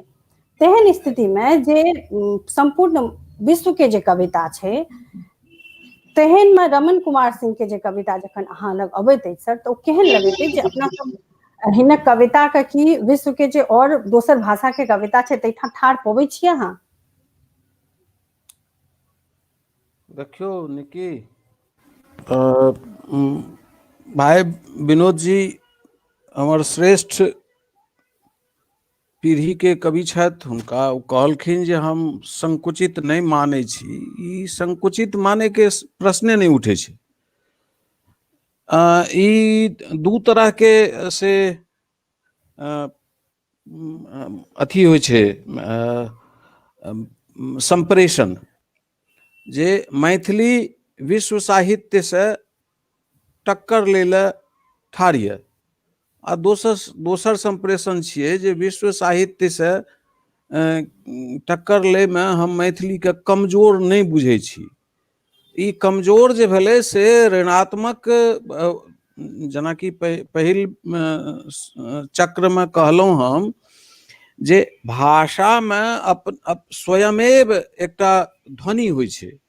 अहाँ प्रश्न करै छियै तऽ प्रश्न में कतेक बेर रहै छै जे हम ई स्वेटर कीन कऽ आनलहुँ है, अहाँके नीक छै ने, तऽ एकर मतलब छियै जे अहाँ वक्ता से ई पूछै छियै जे अहाँ नीके टा कहियौ। आ जखन अहाँ ई कहै छियै जे ई स्वेटर कीन कऽ आनलहुँ है केहन छै, तखन अहाँ वक्ता के स्वतंत्रता दै छियै। तहिना ई वक्तव्य जे छै जे हम मैथिली के कमजोर नहीं मानै छी, ई प्रश्ने नहीं हेबाक चाही। ज्योतिरीश्वर से पहिने जे प्राक मैथिली साहित्य दिस जायब, जकरा अहाँ सिद्ध साहित्य से शुरू करै छी, ततौ से जे देखबै मैथिली बीच में कनिए चंदा झा मनबोध के बाद आ किरण जी से पहिने एहि बीच में थोड़ेक दिन ल मैथिली रजनी सजनी के साहित्य भए गेल रहे। मैथिली साहित्य के कोनो पीढ़ी कोनो समय में अहाँ ज्योतिरीश्वर के देखियौ जे शासक से लैके आ संत सन्यासी आ पंच आ जज सबके, सरपंच जते छै सबके धूर्त समागम लिख के सबके औकात बुझा देलखिन जे ओ अपन समय में केहन महत्वपूर्ण चीज रहथिन। विद्यापति जखन ओ देख लेलखिन जे फिरोज शाह के बेर बेर बंगाल पर आक्रमण होइ छै, ताहिमे ओकर जे सैनिक सब मिथिला बाटे जाय आबे, ताहिमे मनुष्य के से जीवै से इच्छा समाप्त भए गेल रहे। तय समय में विद्यापति पदावली रच के मनुष्य के जीवन से प्रेम के माध्यम से बुझैत रहथिन जे श्रृंगारे प्रेमेटा एहन एकटा चीज छियै जे मनुष्य के जीवन से जोड़ि सकैए। ओहि व्यक्ति के बुद्धि पर हमरा घृणो करे के इच्छा नहीं हुई है जे व्यक्ति विद्यापति के साहित्य में एहि तरह देखै छथिन जे हम ओहिमे कए गोटे कहितो छै जे एहिमे बहुत रिक्ता के चरम छे किदेन छे कहाँ छे एको ठाक अपन 950 लगभग पद में विद्यापति से सौंदर्य के सृष्टिकर्ता जरूर छथि, सौंदर्य के भोक्ता कतौ नहीं छथिन। चंदा झा लग हुनकर बाद जो गोविंद दास लग आओ तो ओतो वह हाल छे। आगू जो आब तो मनबोध जहन देखलखिन जे 17वीं शताब्दी में वो लगभग संपूर्ण समाज जखन जते शासक शासन पद्धति छे वो तो धूर्त भइए गेल रहे, पंडित समाज जे छे से बचै के लेल अपन ओ एकटा कात दाबि नेने रहे आ ओ से अलंकार आ से पद लालित्य में से साहित्य के ओझरा के राखि देने रहथिन। तखन पहिल बेर बहुत साहस से मनबोध आबि के कृष्ण जन्म महाकाव्य लिखने रहथिन। कृष्ण जन्म एकटा मेटाफर छियै, एकटा रूपक छियै जे वो अपन समाज के कृष्ण जन्म लिख के कहैत रहथिन जे भाई तोरा जो एक कंस सबसे ई जते राजपाट चला रहल छे तैसे जो तोरा से मुक्ति चाही तो तोरा अपना बीच में एकटा कृष्ण से जन्मावे पड़तो। वो कृष्ण जन्म ओहिना कोनो कृष्ण के जन्म कथा नहीं लिखलखिन मनबोध। कविता के जब क्यों ओकर मेटाफर नहीं तोड़ पावे छे तो ई बुझनिहार के समस्या छियै। चंदा झा जखन मिथिला भाषा रामायण लिखने रहथिन, किया उस समय में लिखलखिन, वो तो संस्कृत में लिख सके छला, लेकिन वो मैथिली में एले लिखलखिन जे 1857 के युद्ध हारलाक बाद जे भारत के दशा रहे तई में मैथिल समाज से केहन नायक हेबाक चाही से राम से चाही। तहिना ओई समय में चंदा झा से विद्यापति के पुरुष परीक्षा के अनुवाद केलखिन, किया तो ओई समय में ओहन नायक के जरूरत रहे। सीताराम झा वह काज केलखिन, कांचीनाथ झा किरण वह काज केलखिन, बाबा यात्री तो कहबे केलखिन कभी स्वप्न उठा कभी तो दाग ललकारा गिरि शिखर पर पथिक दल चढ़ते गिरे। राजकमल चौधरी कहलखिन कविता अब नहीं थी नखशिख श्रृंगार रति विपरीत कुंटल ग्रीवाहार आ तकर बाद महाप्रकाश आ महेंद्र आ मायानंद इत्यादि जते एखन धरि से होइत होइत अहाँ एलहुँ वह नारायण जी मिश्र के पीढ़ी तक। एहि कतो कोनो पीढ़ी में देखियो नीक खराब कवि सब काल में होइत रहले है। वो भिखारी दास कहने रहथिन से मध्यकाल में जे आगे के कवि पूछी हैं तो कविताई, नहीं तो सिया रघुराई को चिंतन को, सिया रघुराई को सुमिरन को बहानो है। तो कोनो कवि कते दिन धरि टिक सकै छथि, कते दिन धरि समाज के ओ प्रेरणा दे सकै छथि, तकर एकटा लक्षण छियै। रमण कुमार सिंह एहि समय के एकटा एहन चिंतनशील कवि छथि जिनका अपन समाज के चिंता छनि। एक बेर अहाँ सबके फेर हम ला चलै छी 1937 में जखन जर्मन फांसीवाद आ से इटली ये नाजी जर्मन और आ फासिस्ट इटली जहन गुएर्निका पर हमला कए सबटा स्त्री सबटा बच्चा सबटा जानवर आ पशु पक्षी के मारि देने रहे, भूजि देने रहे, पुरुष तो सबटा गेल रहे ओकरे लड़ाई लड़े ला। ओ दृश्य जहन पिकासो जिनकर जन्म 1881 में भेलनि आ मृत्यु 1973 में भेलनि, ओ 1937 में लगभग 55-56 की 57 वर्ष के आयु में से पिकासो गुएर्निका शीर्षक से एकटा ऑयल पेंटिंग केलकै। ओ कईटा प्रदर्शनी में लगायल गेलै जाहिमे ओ स्त्री कोना मरल रहे, बच्चा कोना मरल रहे, पशु पक्षी कोना मरल रहे, तकर सबके पेंटिंग रहे। ई पेंटिंग बरख दिन के भीतर ततेक प्रचारित भेलै जे ओ पेंटिंग देखै ले जर्मन पुलिस अफसर पहुंच गेलै से की कहै छै पिकासो के घर आ धमकी देत कहलकै कहाँ है वो पेंटिंग, तो पिकासो दिखा देलकै ये देखो दीवार पर टंगी हुई है। वो देखलखिन, पुलिस देखलकै, कहलकै ये आपने बनाई है। पिकासो कहलकै नहीं ये आपने बनाई है। रमण कुमार सिंह आइ के तारीख में अहाँ एहन बात कोनो शासक के नहीं कह सकै छी जे, किया तो तथ्य तैयार है जे नाजी जर्मन जब वो घटना नहीं केने रहते तब पिकासो वो पेंटिंग नहीं बना पाते, वो दृश्य तो ओकरे बनाल रहे। रमण कुमार सिंह एहने दृश्य के पेंटिंग बनबे वाला कवि छथि अरुणाभ के आ भाई विनोद जी के सेहो हम ऐसे बर्तनी पर जे गप केने रहथिन, प्रकाशन मैथिली में से बड़का संकट छै नकल के।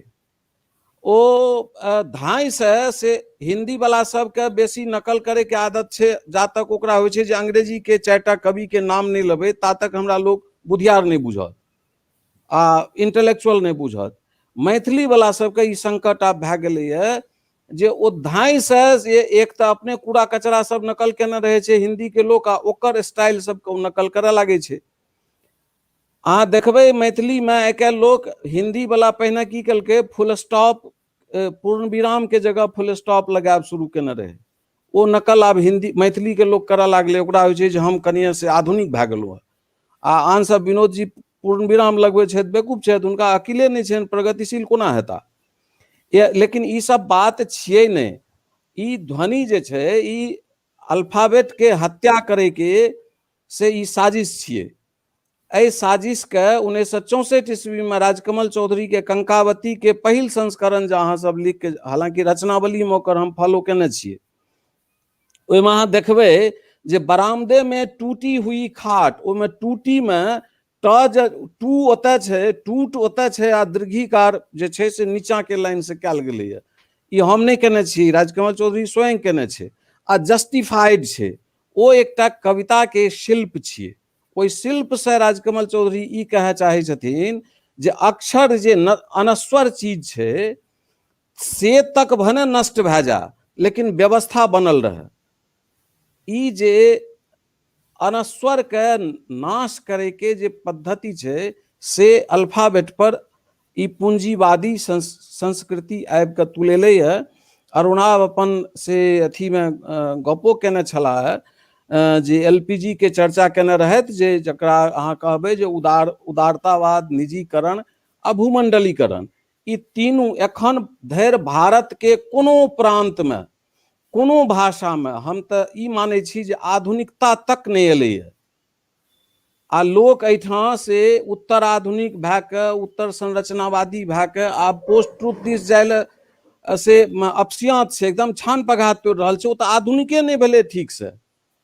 किया तो एके व्यक्ति के प्रेम विवाह से हो चाही आ पत्नी पर से कब्जा से हो चाही।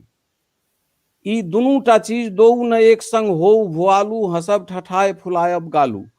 एहन विपरीत विकृत आ हिंस्र समाज के बीच में, ऐ सोच विचार के लोग के बीच में मैथिली कैकटा स्टेप में जे मैथिली कवि के, मैथिल कवि के जे आस्था टूटले है, वो आस्था विद्यापति के समय में टूटल रहे सत्ता से, चंदा झा के समय में टूटले अपन से विदेशी सत्ता से, आ मनबोध सब आगू आबि के फिर किरण यात्री राजकमल के समय में टूटले अपन देश के सत्ता से, भारतीय लोकतंत्र से।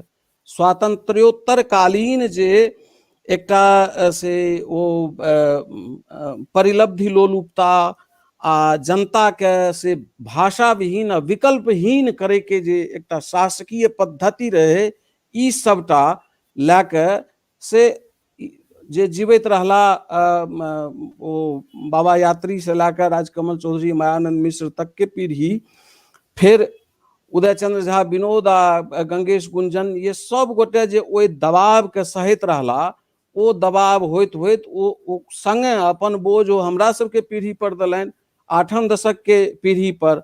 8म दशक के सोझा में स्वयं जखन आबि गेलै आपातकाल आ आपराधिक राजनीति, राजनीतिक अपराधीकरण आ आपराधिक राजनीति, अपराध के राजनीतिकरण आ सत्ता के एकदम से अनस्थिरता। एखन ई पार्टी रहल, एक बरख रहल, फिर दोसर आबि गेल।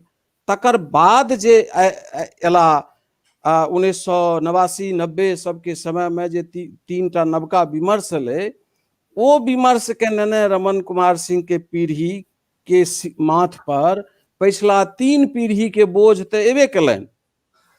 अपन समय के ई जे 3टा नवका विमर्श एलै आ तखन ओहि संगे संगे ई एकटा उदारतावाद, एकटा निजीकरण आ एकटा ई भूमंडलीकरण कतेक से घृणास्पद चीज छियै जे कर्ज खायब तकर से जे ट्रांस अनुवाद कयल गेलै से उदार शब्द कतेक गरिमामय शब्द छै, ओकरा कर्जखोरी में शामिल कयल गेलै।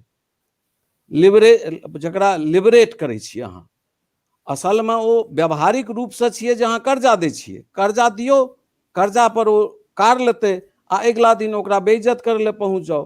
ई सबटा जे संस्कृति एकदम से कुल मिला के रमण कुमार सिंह के पीढ़ी या परवर्ती काल के पीढ़ी के लोक के से एतेक विकल्पहीन कए देलकै जकरा जीवन आ समाज के कोनो सत्ता पर, कार्यपालिका विधायिका पर तो पिछले पीढ़ी के मोह खत्म भए गेल रहे। एहि पीढ़ी के से एकटा लोकतंत्र के जे चारिम स्तंभ मानल गेलै से पत्रकारिता के, तै पर से लोक विश्वास खत्म भए गेलै।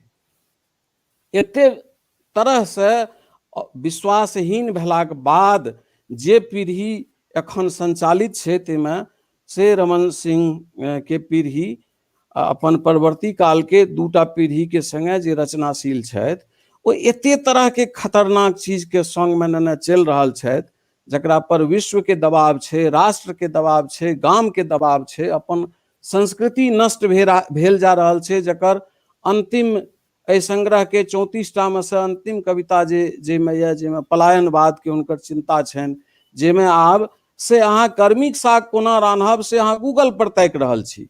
एते तरह के संस्कृति के जे बदहाली छै, तै बदहाली में निश्चय अरुण आब नीक सवाल उठेने रहथि जे प्रश्न, चुनौती या संघर्ष, ई तीनूटा चीज प्रश्न मन में उठे छनि, चुनौती छनि, संघर्ष छनि, मुदा तकर बाद से कोनो भोर के प्रतीक्षा नहीं, भोर रचय के लेल तैयार छथि रमण कुमार सिंह। बीच में एक दूटा सवाल सब आयल रहे से टिप्पणी में देखैत रही जे रमण कुमार सिंह के कविता के जो कविता कहल जाए तऽ किया, तऽ तै में हमरा यह लागैए जे फणीश्वरनाथ रेणु कहने छथिन जे साहित्य मनुष्य के मानवीय आ मनुष्य के सामाजिक आ समाज के मानवीय बनबैया। तऽ जँ से काव्यबोध ठीक हुए, कविता अपने से कोनो अर्थ नहीं कहै छै, ओ अब ई किदैन फेर एकटा आयल है, एकरा पढ़ा लागब तऽ बीच में हम रुक जाबी। अनुस्वार आई चंद्रबिंदु महाराज जिनका पूछबा के से कहियो फोन कए के पूछ लेबै, पर हम विस्तार से कह देब, एखन जे कहै छी से कह दियौ जे जँ साहित्य समाज के मानवीय आ मनुष्य के सामाजिक नहीं बना सके तऽ ओ साहित्य नहीं छी। कविता के आ साहित्य के ऐसे पैघ कोनो परिभाषा हमरा बुझने नहीं भए सकै छै। आ से तें विश्व साहित्य जे छियै सएह मैथिली साहित्य छियै। एकरे जो अनुवाद कए दियौ, फेर ई ध्यान राखू जे आइ काल्हि पुरस्कारी कवि सब बहुत भेलखिन हैं, तऽ ओ जे से पुरस्कार मने कविता लिख के पुरस्कार के आखेट में चले छै तकरा छोड़ दियौ। बाकी एक रत्ती 1 सेकेंड होल्ड करू, बीच में हमर बैटरी कमजोर हुए लागल।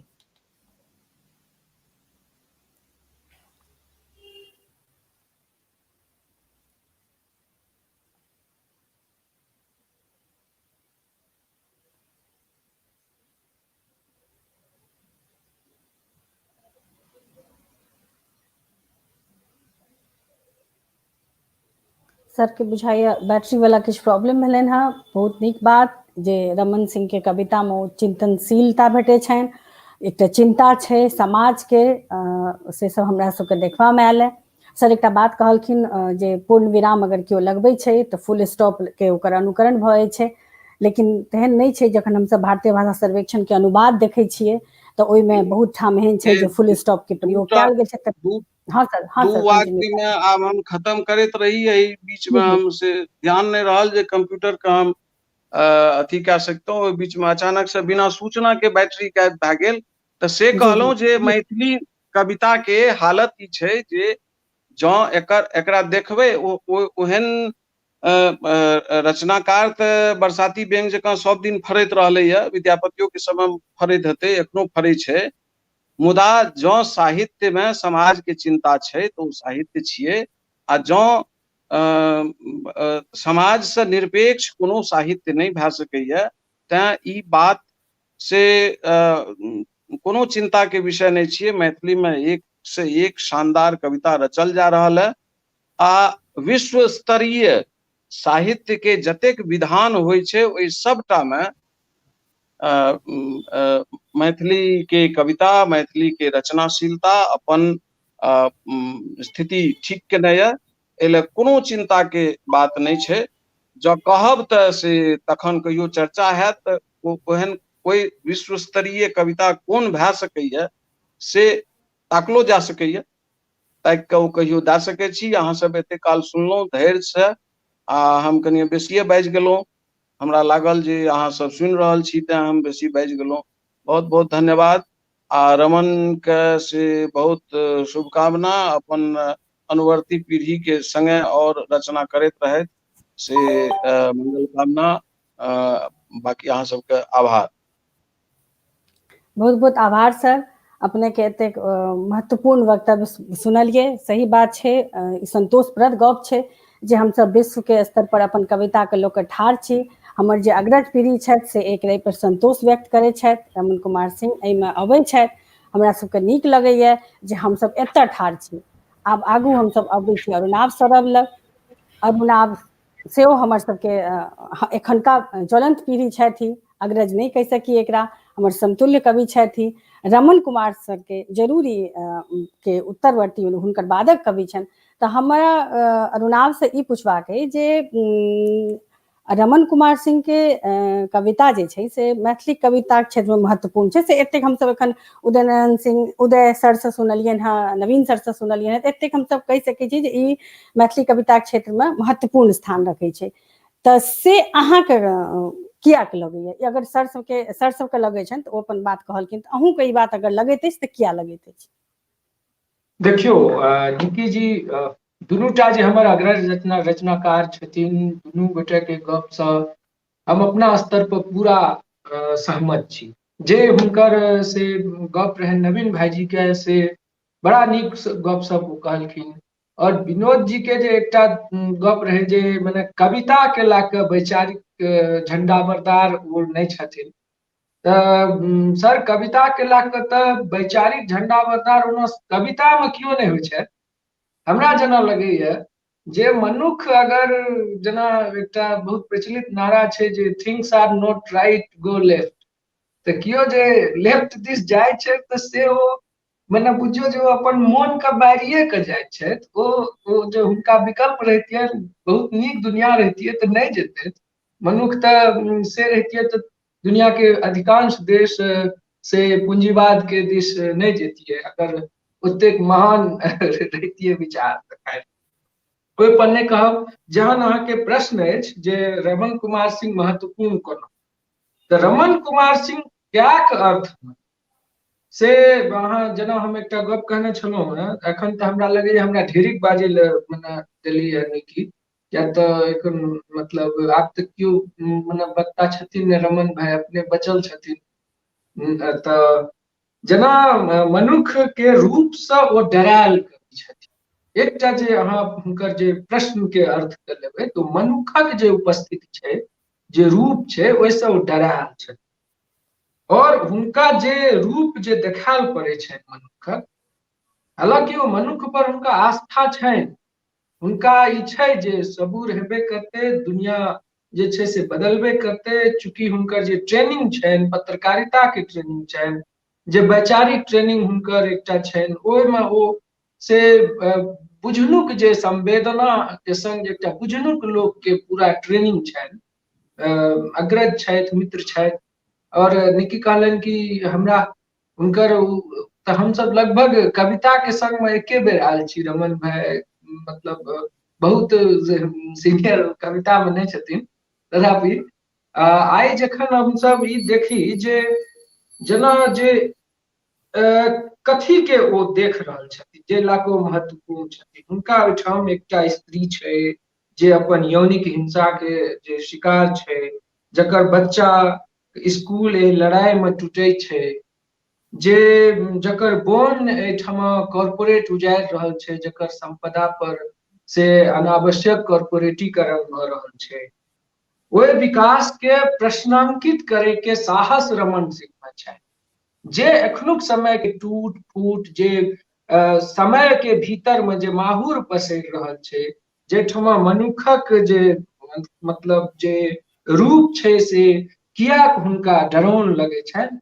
ई जे ओ प्रश्न उठबै छथिन, तै लेल ओ हुनकर महत्वपूर्ण हेबा पर से एकटा मने प्रश्न नहि उठबै। दोसर, ओ जे अपन असंदिग्ध वैचारिकता, जे पहिने कहने छलहुँ, जे मैथिली में आमूर पर गनल जे किछु लोग छथिन जिनकर वैचारिकता पर संदेह अपना सबके नहीं करबाक चाही, जाहिमे आइ एहन दुर्लभ संजोग छै जे हम एके संगे से नवीन भाईजी और विनोद जी दुनू गोटे के जे असंदिग्ध वैचारिकता के जतऽ गप हेतै तऽ ओहिठमा ई दूटा पीढ़ी के दू हमरा सब लेल अग्रज छथि।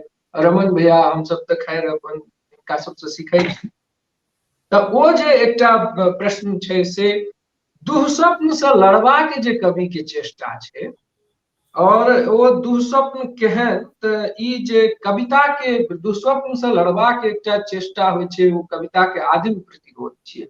कविता जेना विनोद सर कहलखिन जे माँ निषाद, तऽ ओहो एकटा आदिम प्रतिरोध छियै। कविता में जे कवि छै ओ एकटा आदिम प्रतिरोध ओहिठाम उपस्थित केलखिन हेँ, अपन समकाल से लड़े के जे वाल्मीकि के चेष्टा रहे, तैं कहल गेल छै जे श्लोक जे शब्द छै ओ शोक से उत्पन्न भेलै, शोके से श्लोक के मतलब विस्तार भेलैए। तही अर्थ में जो अपना सब ई देखै छियै जे ओ कोन रूप के लै छै, कोन गुण के कविता में उतारै छथिन, तऽ चारू कात जे पसरल दुःस्वप्न, चारू कात पसरल जे लूट छै, झूठ छै, जे अन्हार छै, जे भारत सनक देश में, मिथिला सनक क्षेत्र में जे लोकक जे परिस्थिति बनि रहल छै, जे मानसिकता बनि रहल छै, तऽ ई वास्तव में एकटा एक्टिविस्ट के भूमिका में कविता करै छै। एकटा एक्टिविस्ट जकाँ कविता में आबै छथिन, जाहिमे ई हिनकर स्टैंड बिल्कुल क्लियर छै, बिल्कुल क्लियर कट छै, जे कविता जेना मनोजगत के खाली निर्मित नहीं करे छै, मानसिक स्थिति के बदलाव में सेहो कविता के एकटा व्यापक भूमिका रहलै है पूरा से भारतीय से लऽ कऽ विश्व साहित्य में। तऽ तही जे दुःस्वप्न से लड़बा के कवि के चेष्टा छै, जकरा अहाँ आदिम प्रतिरोध कहै छियै, ओ ओहि संगे कवि ठाढ़ छथि, तैं महत्वपूर्ण छै। ओ एहि दुआरे महत्वपूर्ण छै जे भाषा में प्रेम आ प्रेमक भाषा, जेना नवीन भैया कहलखिन जे एखन जे चारू कात जेना घृणा पसरि रहल छै, एहि घृणा वाला समय में प्रेमक भाषा, भाषा में प्रेम दुनू कवि लग में छनि, और कवि ओकरा अपन कविता में से दर्ज करैत छथिन। दोसर छनि जे प्रेम के भाषा में कविता लिखनाइ, ई कवि, एहि कवि के जे छै से एकटा अभिप्रेरणा छै, मोटिवेशन छै, जे ओ प्रेमे के भाषा में कविता लिखथिन। ओ जे छै से प्रेम के जकर जेना विनोद जी कहलखिन जे ओवरडोज भऽ गेलैए, तऽ कतौ कतौ से भेलो छै, तऽ कोनो बात नहीं, घृणा वाला समय में जे नवीन भाईजी ओकर व्याख्या केलखिन, तऽ ओ प्रेम के जरूरत एखन छै। ई एकटा उम्मीद थिक जे जा धरि प्रेम चलैत रहतै, जा धरि प्रेम चलैत रहलै या चलैत रहत एहि संसार में, ता धरि कविता प्रेम दुओ बचल रहत, से कवि के आभास छै। ओ जे छै से अकल्पित अनुराग से भरल जे प्रेम छै, अकल्पित अनुराग से, तकर ओ चेष्टा करै छथिन, ओहन कविता होय। जखन कि कवि जीवन आ कविताक मादे सोचै छथिन, तऽ हुनका मोन पड़ैत अछि कविता जीवनक बीच निरंतर जे आवाजाही आवागमन करैत ओ स्त्री हुनका मोन पड़ै छनि, ओ स्त्री कवि के कविता में अबैत अछि, जे अपन जीवनक समूचा कोलाज बना कऽ जीवन कविताक सब संभावना के ध्वस्त करैत फलांग गेली ओकर परिधि से बाहर, ओहन स्त्री के वो कविता में उपस्थित करै छथिन।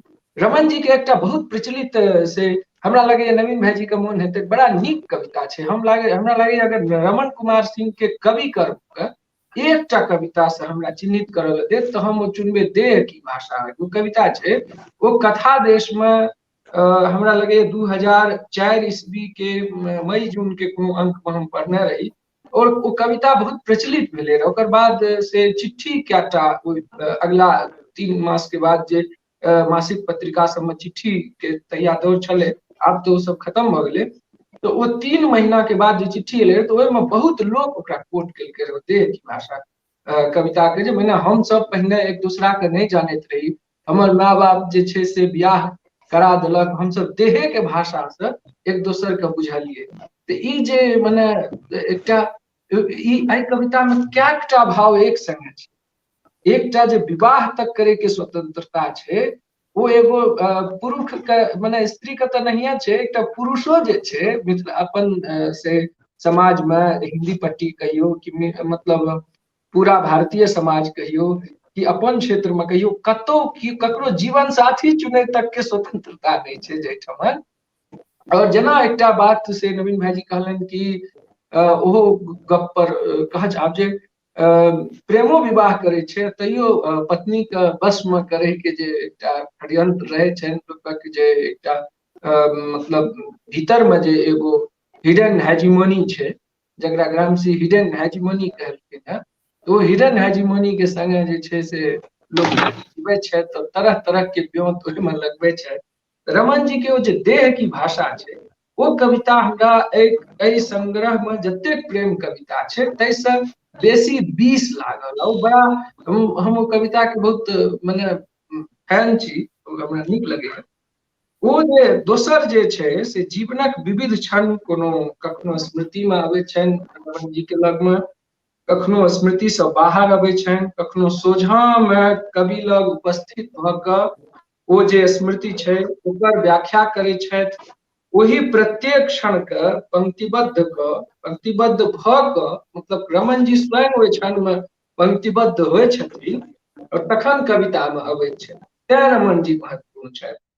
असुविधा असहमति से एही जीवनक कोलाज के रचबाक जे एकटा मतलब 80-90 के दशक के बाद जे मतलब भारतीय कविता भारतीय साहित्य के फॉर्मूला रहले है तकरा ओ पूरा स्वीकार करे छथिन। असुविधा और असहमति से यही जीवन के कोलाज के रच के रमन जी अपन कविता के एकटा स्टैंड ले छथिन, तें रमन सिंह महत्वपूर्ण छथिन। आब जहन रमन सिंह के दुओ संग्रह कवि के जखन उपस्थित छै हमर मित्र छथि ताहि दुआरे जखन दुनू संग्रह आबि गेलैया तऽ आब किछु प्रश्न उठबे करतै। जेना प्रश्न उठतै जे कविता में कवि जे होइ छै हम सब कथी के लऽ कऽ कविता में जाइ छी, तऽ स्वाभाविक छै अपन भाषा और अपन शब्द पर। तऽ भाषा और शब्द चयन जे छै से कतौ ने कतौ ओहि पर जेना ई हिंदी पत्रकारिता के व्यक्ति और हिनकर जहन हिंदी कविता में जे रमन कुमार सिंह आबै छथिन, जे बाघ दुहने का कौशल में आबै छथिन, जे देह की भाषा में आबै छथिन, ओ रमन कुमार सिंह दुःस्वप्नक बाद में नहीं आबै छथिन।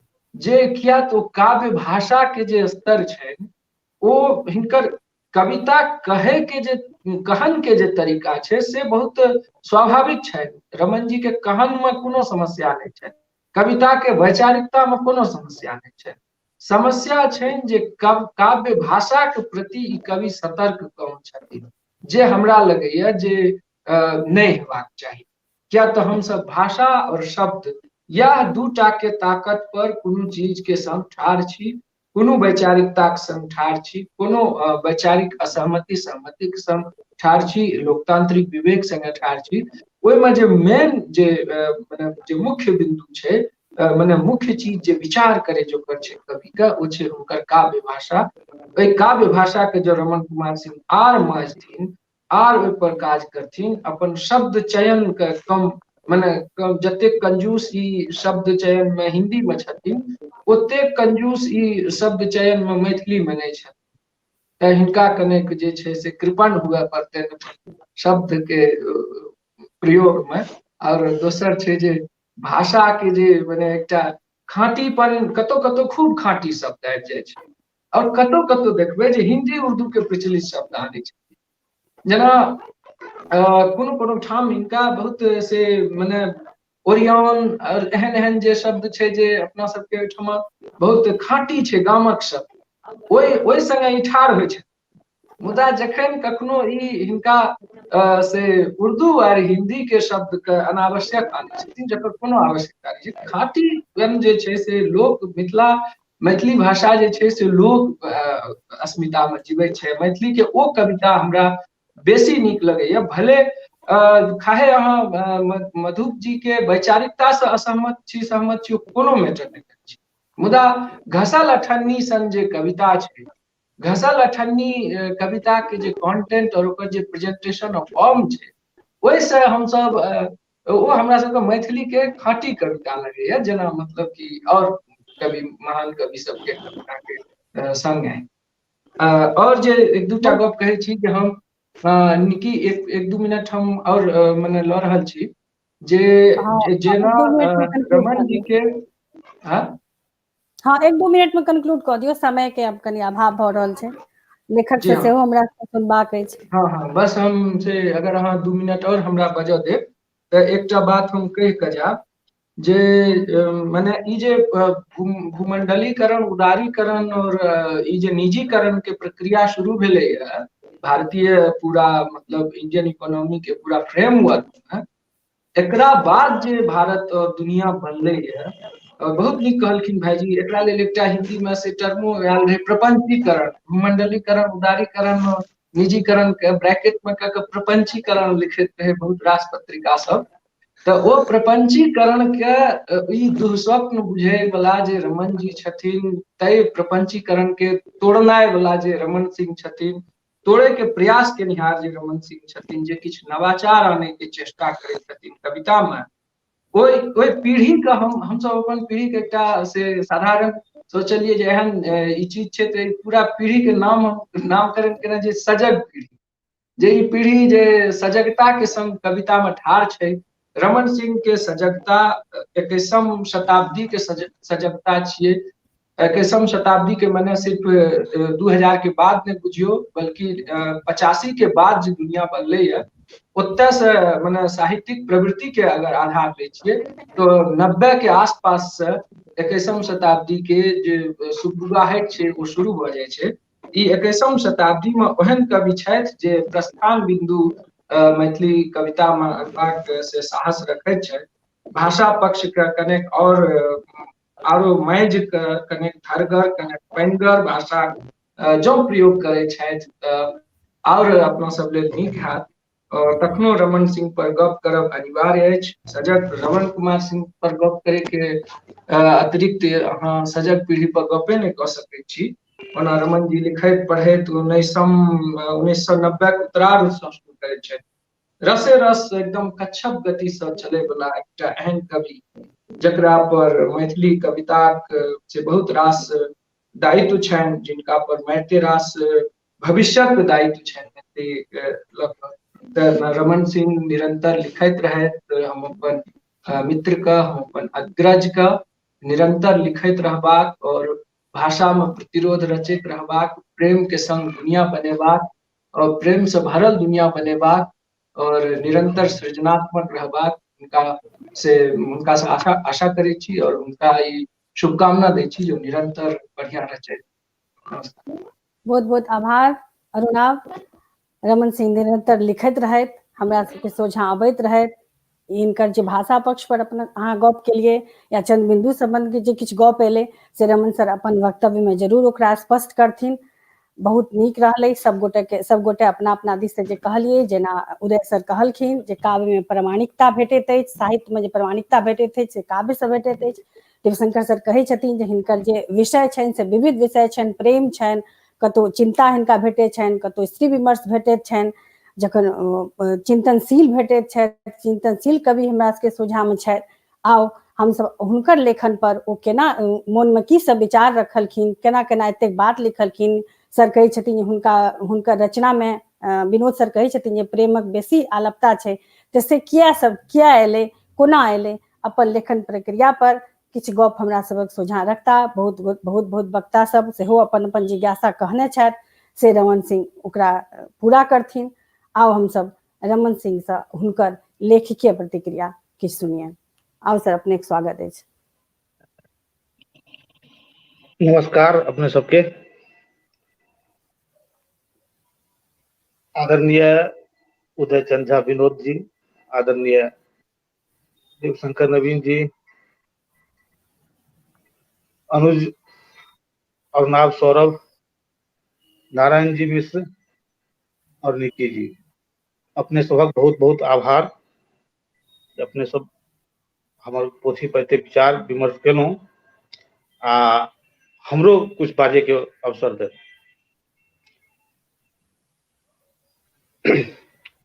सब आदमी के, लगभग सब आदमी हमार कविता के प्रति, हमारे पोथी के प्रति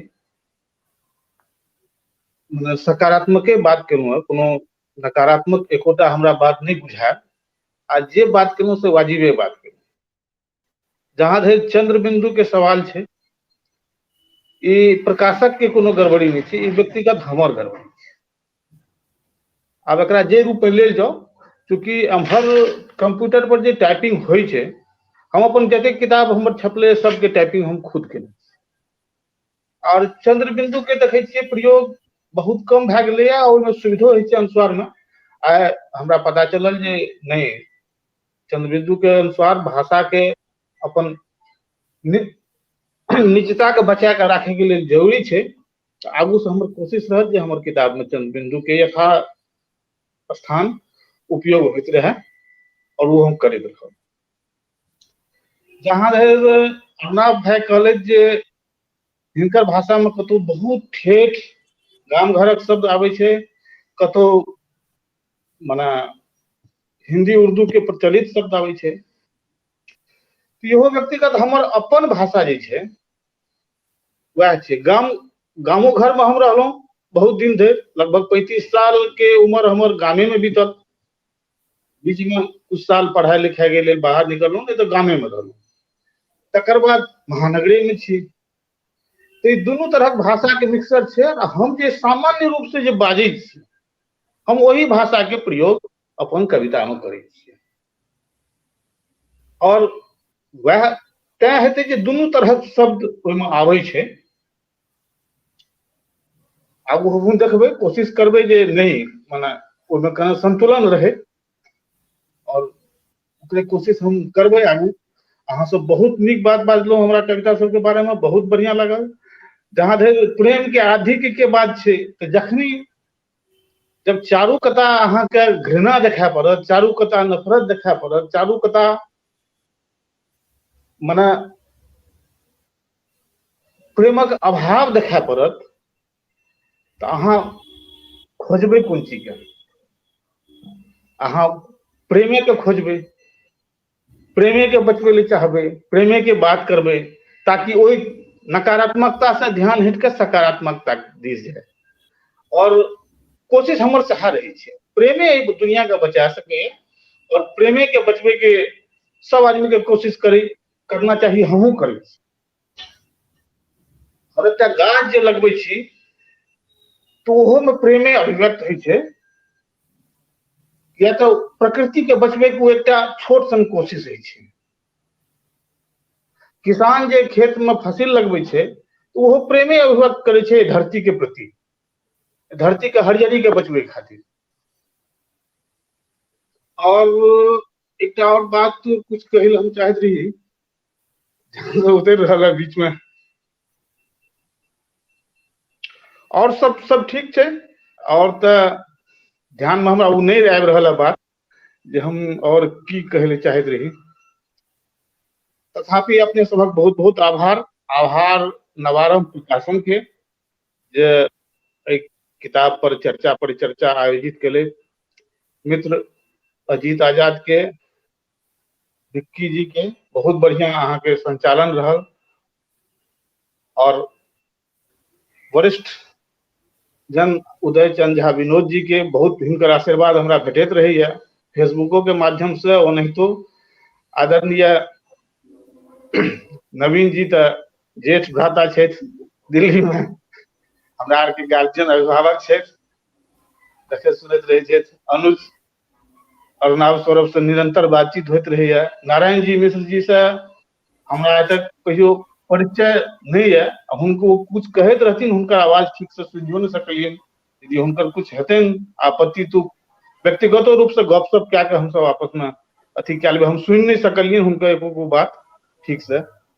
ऑडियो के कुछ प्रॉब्लम, कनेक्शन के कुछ प्रॉब्लम रहे, उनको प्रति हम बहुत बहुत आभार व्यक्त करे छियै। धन्यवाद।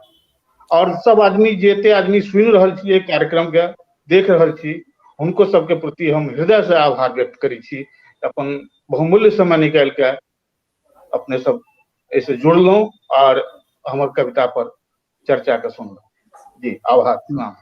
बहुत दूटा आभार। वाक्य दूटा हाँ सर। वाक्य देखी हम और कहे चाहे छी। एकटा भाई विनोद जी के प्रसंग में जहन वो चर्चा केलखिन जे वाम आ दहिन के जे चर्चा केलखिन, जकरा एक रत्ती तऽ खोइट जरूर देलखिन अरुणाभ, लेकिन एहि प्रसंग में एकटा छोट सन घटना छै जे एक बेर बाबा यात्री किछु अपन हिंदी के अनुवर्ती सबके संगे कोनो रोड साइड जे वो जे कचरी पर जे अथी सब बेचै छै, जाहिमे रिक्शा पुलर सब खाइते छै, तै ठाम ओ कतौ चाहता पीबैत रहथिन तऽ केओ चर्चा केलकनि बाबा यात्री से, बाबा नागार्जुन से, जे यहाँ फणीश्वरनाथ रेणु बहुत छोटे छोटे लोगों के बारे में बात करते हैं, उन्होंने कभी यहाँ खाना खाया है क्या? तो बाबा कहलखिन जे नहीं, यहाँ उन्होंने खाना तो नहीं खाया है, लेकिन यहाँ उन्होंने रोटी तो कभी नहीं खाई है, लेकिन इन लोगों के लिए गोली खा सकते हैं। से मानवता के लेल आ विचार के लेल कभी तो कखनो भाई गोली खाय ले तैयार रहे, वो जीवे ले कहाँ जीवे है, वो तो मरैये ले जीवे है, आ विचार आ मानवता लेल जीवे है। रमन जहन अपन स्पष्टीकरण दै छलाह ताहिमे जे ओ एकटा बात तऽ कहलखिन जे ठीके छै जे पेट के ओरियौन में दहा दिस जाइत जाइत सबके भाषा जे छै से कोना न कोना प्रदूषित तऽ भइए जाइ छै। ताहिमे ई जरूर छै जे मैथिली पर एखन जते तरह के आक्रमण चारू दिस से भए रहल छै, कल्पना करियौ जे से मैथिली आ हिंदी दुनू एक परिवार के भाषा नहीं छिए। भाषा विज्ञान के जकरा एक छदाम के ज्ञान छै, कोनो मूर्ख पागल एहन एहन शब्द सब हम कह रहल छी जे मूर्ख पागल मतिछिप्पू लोक हैत जे ई बात कहै लेल तैयार होइए जे मैथिली हिंदी के बोली छिए। ओकरा सीधा मान के चलबाक चाही जे ओहि आदमी के भाषा विज्ञान के कतौ जाइत आबैत छूत नहीं छै। मैथिली भइए नहीं सकैए, कारण दुनू एक परिवार के भाषा नहीं छिए। तकर बावजूद जे मैथिली पर हिंदी वाला के ई से की कहे छै दाखिल खारिज करे के जे प्रवृत्ति सब रहे छै, तकर एकटा ओकरा सबके सहयोग इहो बात दै छै जे अहाँ मैथिली के जे अपन मौलिकता छै ताहिमे से सुविधा अनुसार, सुविधा अहाँके बाजैमे होइए से बाजि दै छियै, व्हीकल के व्यवस्था नहीं रहे तें हम नहीं गेलिए, लेकिन यातायात के साधन नहीं छै तें हम नहीं गेलिए से कहला से मैथिली होइ छै। तऽ से तऽ अहाँ गछिए लेलिए जे हम आगू से बात के ध्यान राखब। आ वर्णमाला के क्षति नहीं हेबाक चाही जे पूंजीपति सब करैत रहलै, तकरा विद्वान सब समर्थन दैत रहलखिन हैं। हम सब भाषा में काज केनिहार, भाषा में जिनिहार लोग छी, तें भाषा के सुरक्षा सेहो हमर सबके कर्तव्य छी। केवल मानवीयता टा के सुरक्षा हमर कर्तव्य नहीं छी, से हमरा अंतिम में से यहाँ अहाँ सब लेल प्रस्तुत है। जी निक्की जी। जी सर, बहुत बहुत आभार। समय सेहो हमर सबके लगभग खत्म भ चुकल छै, भाषा सेहो आवश्यक छै। आब हमरा सलग समय के अभाव अछि सर, और किछु अंत में जाइत जाइत हम इहो कहब सभक प्रति आभारी छी, देवशंकर नवीन सरक प्रति, उदय चंद्र झा विनोदक प्रति, अरुणाभ के प्रति। नारायण जी मिश्र के हम सब नहीं सुनि सकलहुँ, हुनकर आवाज के प्रॉब्लम छलै, हुनका किछु नेटवर्क के प्रॉब्लम छलनि हैं। आब अंत में एकटा बात हम जरूर रमन सर के देबनि। हाँ सर कहू। एक लाइन सर। हाँ, तखनी जे बिसरि गेलो रह गप, तो अरुणाभ एकटा कविता के जिक्र केने रहे, देह की भाषा। दरअसल एक कविता के शीर्षक छिए हम मात्र दो देह नहीं, और हिंदी के कविता छिए। हमर पहिलुक संग्रह जे हिंदी में आयल रहे ओहि में वो कविता संकलित छै, हम मात्र दो देह जी नहीं। जी हमर जी जी विवाह जे जे भेल अहाँ से पारंपरिक ढंग से ओहिना भेल, ओही में ओकरे अथी छै, ओना वह जी बतबै ले ओना चाहैत हमहूँ रही सर अपने संग्रह, स्पष्टीकरण। जी अपने के संग्रह हमहूँ पढ़लियै, ओहिमे जेटा गाछ छै, अहाँ गाछ बनऽ चाहै छियै से कहै छियै, से कविता ठीके बहुत नीक छै, ओकर फलक ठीके बहुत व्यापक छै। ए नवारम प्रकाशन एक ठीक बहुत एक धन्यवाद वाक्य के निकी जी, पात्र जे हम सब, हेलो, हाँ एक वाक्य नवारम प्रकाशन, एक टा चीज हम करेक्ट करऽ चाहब निकी जी, सॉरी बीच में इंटरप्शन के लिए। अपने परिचय देबाक क्रम में नवीन भाईजी दे कहलियनि जे ओ हिंदी के प्रोफेसर छथि। नवीन भाईजी जेएनयू में अनुवाद विज्ञान के छथिन, और हम से एसोसिएट एखन नहीं छी, 7-8 साल बाद जहिया हैब तहिया कहब तऽ साथ सुधार करबाक अच्छा चाही। भोज में नवीन भाई आइ असिस्टेंट छियै तऽ काल्हि एसोसिएट हेबे करबै। आ सर के हम हिंदी और मैथिली के लेल बुझै छियनि, अनुवादक भऽ सकै छै, हमरा ध्यान में नहीं रहल हैत तऽ स्लिप ऑफ टंग सेहो भऽ सकै छै, एहिमे कोनो बहुत एहन गप नहीं छै। तखन नवारम प्रकाशन जरूर धन्यवाद के पात्र अछि। अजीत आजाद सर धन्यवाद के पात्र छथि, जे आइ हमसब अगर ई परिचर्चा नहीं होइतै तऽ दुख स्वप्नक बाद एतेक नीक कविता संग्रह छै से हमसब नहीं बुझि पैतियै। अब अंत में जाइत जाइत जे एकटा अल्पायु के दंश हमेशा से मैथिली साहित्य भोगैत एलैया, राजकमल अल्पायु में चलि गेला, आइ स्वामी विवेकानंद के जयंती छनि, ओहो अल्पायु में चलि गेल। ओहने समय में हमरा सभक बीच प्रणब नारमदेय जी छलाह, जे हमरा नहीं लगैया जे मैथिली साहित्य के एखन पिछला एक सप्ताह से बहुत बेसी हमसब दुखी छी। शब्द नहीं अछि जे हम ओकरा बयां कऽ सकी। हमरा बहुत कम हुनका से भेंट अछि, मात्र 3 बेर भेंट अछि, लेकिन जहिया हम साँझ में ई समाचार सुनने रही तऽ स्तब्ध रही, पूरा राति नींद नहीं भेल छल।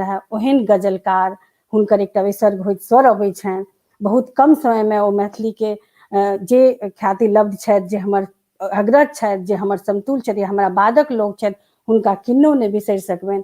हृदय से बहुत बहुत श्रद्धांजलि हुनका, बहुत बहुत दुख छी अहाँ सभक दिस से हम हुनका श्रद्धांजलि अर्पित करै छी। लेखक वर्ग के दिस से, साहित्यिक वर्ग के दिस अर्पित करैत एक बहुत भारी मन से और दुखी मन से आइ कार्यक्रम के समाप्त कऽ रहल छी।